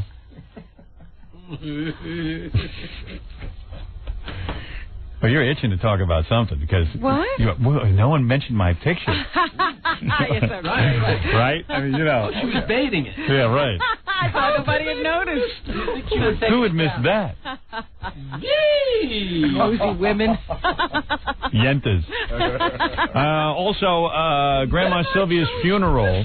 Grandma Sylvia's funeral, of course, Robin, is where Steve Gorilla performs. And on 8-bag-5040, that's where Scott the Engineer can be reached. Great. And, Baba Booey. He has a whole disco business. He'll play at your bar mitzvahs and weddings, yes. Oh, before I say what I'm going to say, I'm going to be in Las Vegas this weekend for the Extreme Radio. They have a big concert with Presidents of the United States and stuff. Whatever. Go ahead. I still don't understand. What's the picture in Robin's bedroom? It's a guy. Third man. Oh, big one? Big picture? No. It's a guy with some guy with his arm around it. Who is this guy, Robin? Why don't you tell everyone? Is it what? Is it the guy? Is it a man I have in lots of guys with their arms. Do you or do you not have a man in your life? The picture's over the bed. It's not over the bed. What are you talking about? Well, I'll wait for Robin to make her announcement. I have no announcement. I'm not sure when the announcement will happen. This antique cost. Oh, Jackie is going to do the tour. What do you think that apartment's worth? I mean, just in terms of sheer dollars. I'll just see what's going on in there. Really? What's your guess?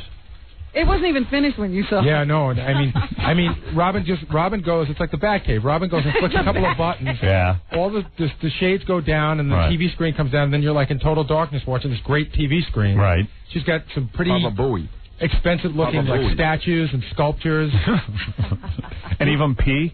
One of them was, I can't remember, was it in your apartment that I saw it looks like a gold mask of like Nefertiti or something like that? No, I don't have anything that like was that. Jackie Martling's palace. Oh, no. Southern John, you were in there too? Yeah, it's 2 floors. Right. And it looks like Caesar's room or something. But it sounds like it's packed with stuff. Yeah, it's all statues of naked guys. Really? Oh, naked guys. Right?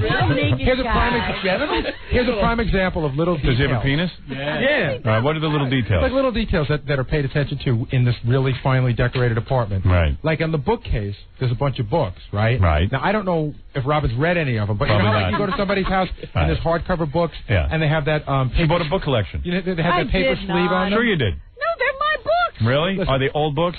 Well, here's the deal. They're all, they don't have that paper slip on them. You know what I mean? They're all leather and they have gold, you buy those. Gold embossing on them. Yeah, you can read those. Not. He's lying. I am not lying. I got to go over there now. I'm going to go over Robin, there. come on. There's one leather book in the entire bookcase. No, there's a couple of them. No, I noticed that none of them had that paper thing on. Now you're going to make Robin go home and empty them all out before I get over there. No, you can go right now. I swear to you, there's only one leather book there. Like, I know a guy bought a house, and it came with the book collection. No, I'm being serious. It, like, had all these antique books.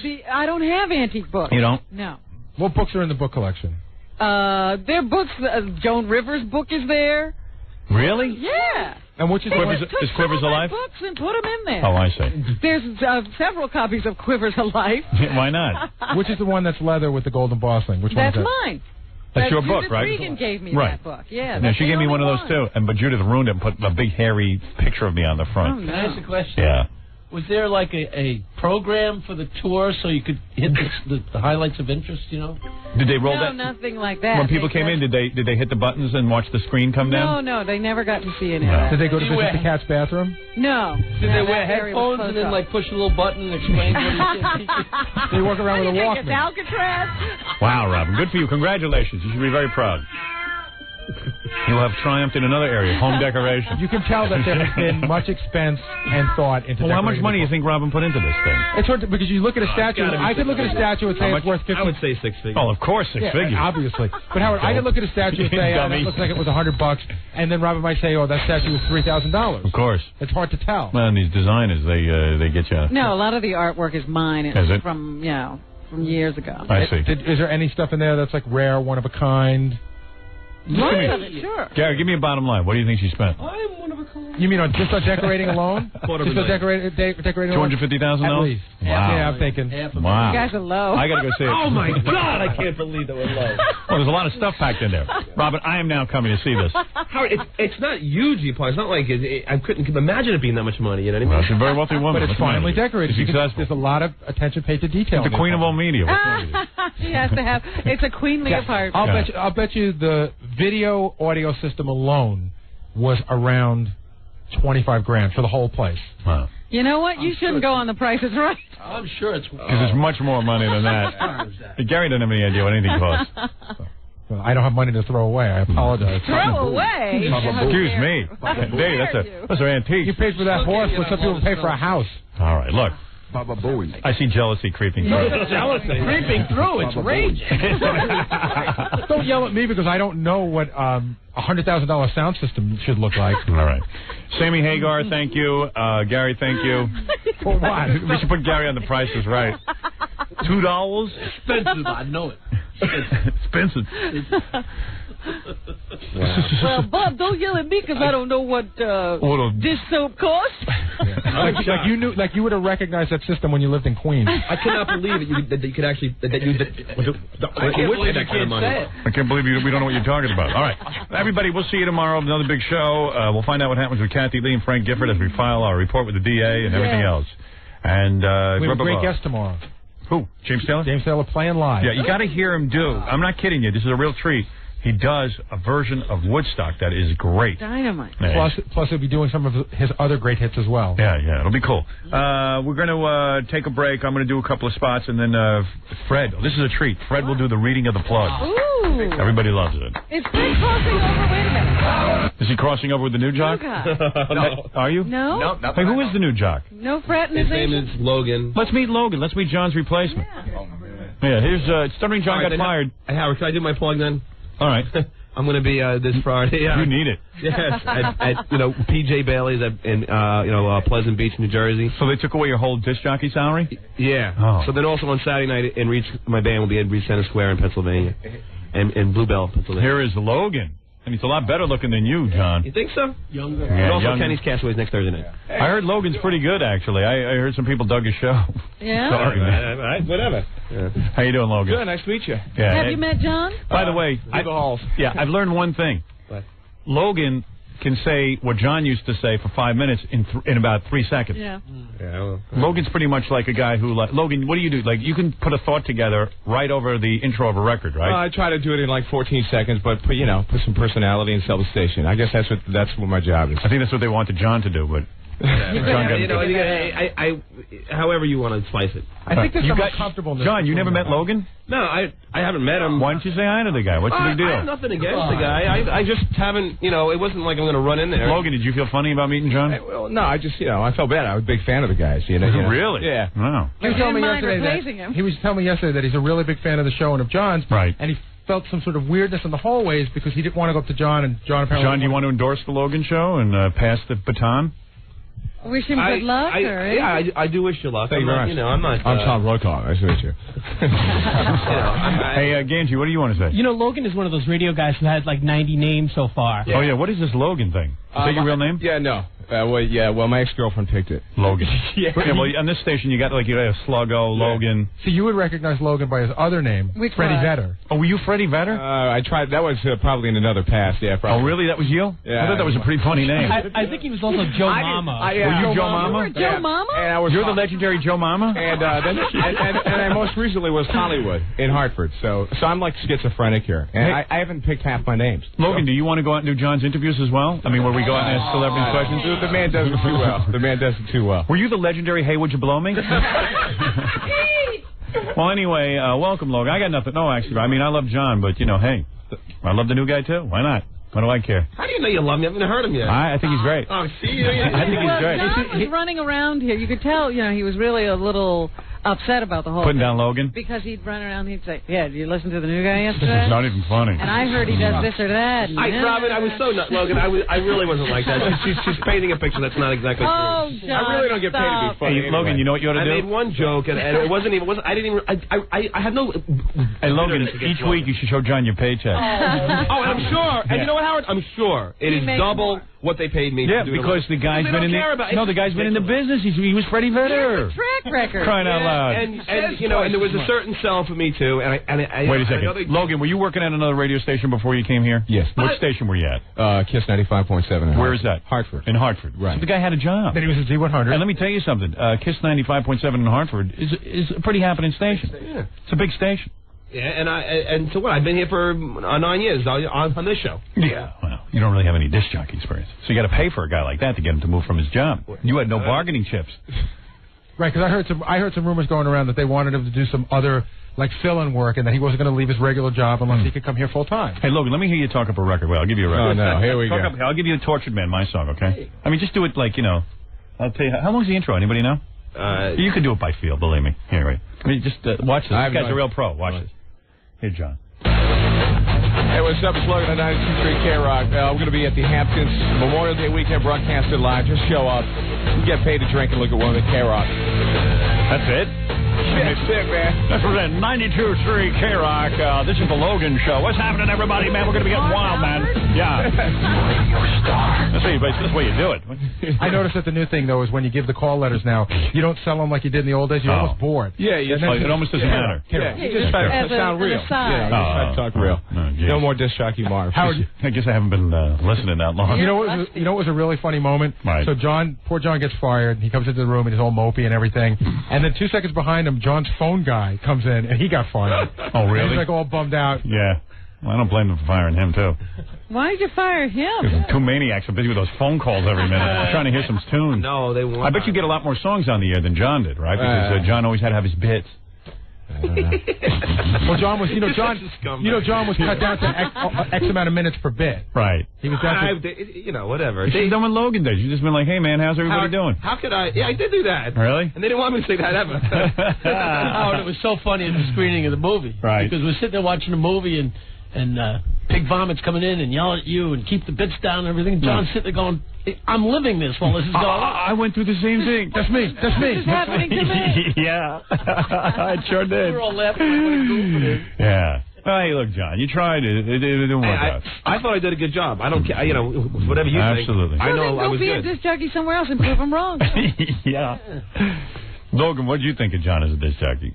Well, I didn't really have a chance to really hear him do his thing, except which is what you do, because being in Hartford, I was on the air at the same time he was. I see. There's a direct answer. No, you thought it was unprofessional? No, I honestly haven't heard enough of his show on his own. I'm surprised John didn't go in and, pass the baton or anything. I mean, I shouldn't hold it against you. Pass the baton? What am I going to do? Well, I mean, you could have said hello to the guy. Yeah. I told him. Well, you got to resent him either. I mean, it wasn't like he came up and I snuffed him. Well. I was just, I haven't had the snuffed him? I snubbed him. I haven't had the chance to, Should have beat his ass, man. Took your job. I don't feel bad. Fight like a man. If he was doing it, got a family. Pussy. Please. Take the bread out of your kid's mouth.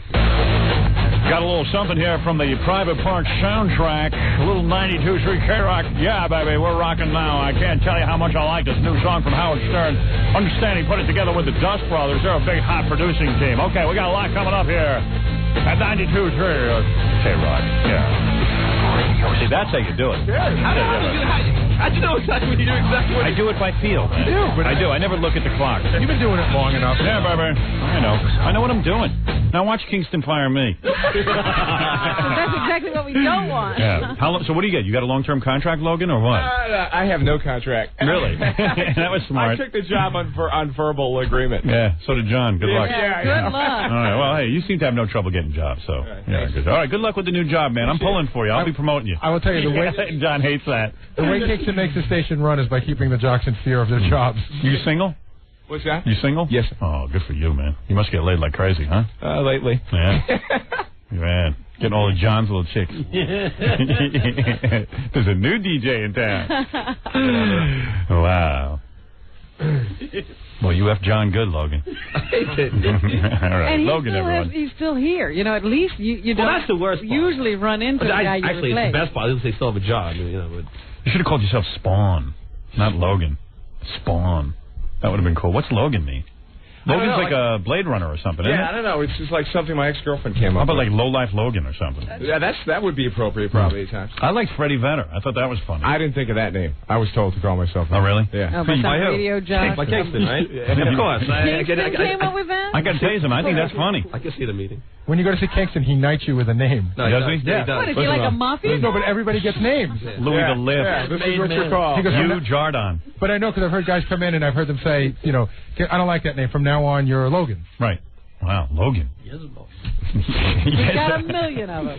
Do you ever forget your name and call yourself like Freddie Vedder? Yeah, but that's possible, yeah. That's why I'm taking lithium. What's your real name?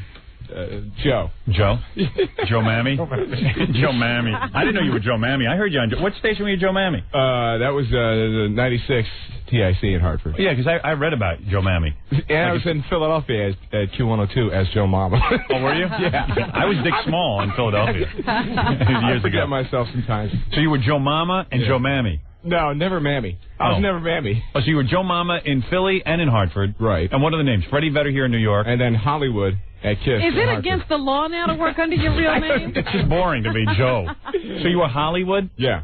What is your real name? Joe. Joe. Yeah, but and then you know why it's smart not to use your real name? Because then when he goes on, like, let's say he's on a top 40 station. Yeah. And it's not cool when he comes to an alternative rock station if he's like Hollywood again, because everyone knows Hollywood from the top 40. Yeah. Well, the other thing is, you know, if they could say, I heard that guy Hollywood, man, he stunk, and then he can go, yeah, that guy's the worst. Yeah, right. There's no accountability. Right. See, John, if you used a different name, no one would have known it was you that stunk up the air so bad. Oh, screw you. It's just like Let me see you talk it up, John. Go, baby. Go ahead. Screw you, Howard. This is Howard, who I really hate, and he just, screwed me by promoting Logan's show instead of mine. But here you go. Hear his song. It's a great album, even though, and F you, Howard. It's awful. Talk all over. Hey, Logan, I want you playing this song 3 times today on your show. Yes, Tortured Man, all right? I'll just put it right in. Go get the I once went in and, hey, listen, I said to Steve, Howard's going to be working out today. Could I play a couple of these tunes for him? Yeah. As out there, but he said, there goes Logan, man, going to prepare for a show. Go ahead, Logan. See, he's professional. Yeah, look at him. He's running to prepare for a show. Well, you know what's the worst part about this is that you just plugged this show for half an hour. Oh, Logan? And, yeah, you never did it for me. The Logan show. He did it for you all the time. I'm kidding. I'm kidding. I'm kidding. I will tell you what, Howard, I'll tell you one thing about Logan. Yeah. I have never heard a guy listen to the show as loud as he does. I mean, it is sick. Louder than me? Louder than you. I really? think he's going to hurt his ears. He turns it up as far as it will go. And he's a real J. That's a real DJ. Like, I had to ask him a question yesterday, and I walked in, and he didn't see me, and I had to go, Logan! Really? That's a man. I like that. I respect that. He's into his job. John listened very quietly. Yeah, he appears to enjoy the music. Yeah. John used to turn down the music completely. Right. Cool. Work on those stupid bits. Yeah, right. Okay, those bits that got him fired. Those brilliant bits. Hey, I had good ratings, and I'll say I'll back it up. I got the freaking reports. I got the reports, and not only he's always waving that paper. Logan will have the same ratings you had. Hold on, I do have to say one. Logan will have the same. I showed them to you. No. Dude, want to bet Logan has the same ratings you had? Hold on. All right. John told me this the other day. He's a little bummed out because he got fired in the middle of a ratings book, and he's afraid that Logan's going to inherit his ratings. Yeah. No, that's right. John was doing well. I mean, show me the numbers. Absolutely. A top 25%. That's why they fired you. No, I guess because they wanted to sound like real disc jockeys. But how can I be a real guy on this show and then go over there and... When do you get married? Be, fake. What? Should be a low-budget wedding.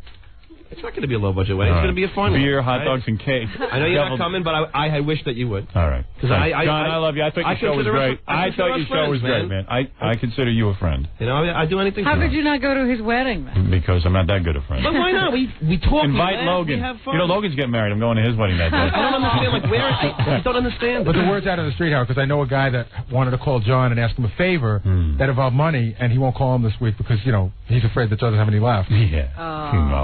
No, really, he did. He's not going to bother. John's a survivor. He'll be all right. I'll be fine. All right. All right. Yeah. Okay. Thank you. Logan. All right, you're listening to Logan. 97.1.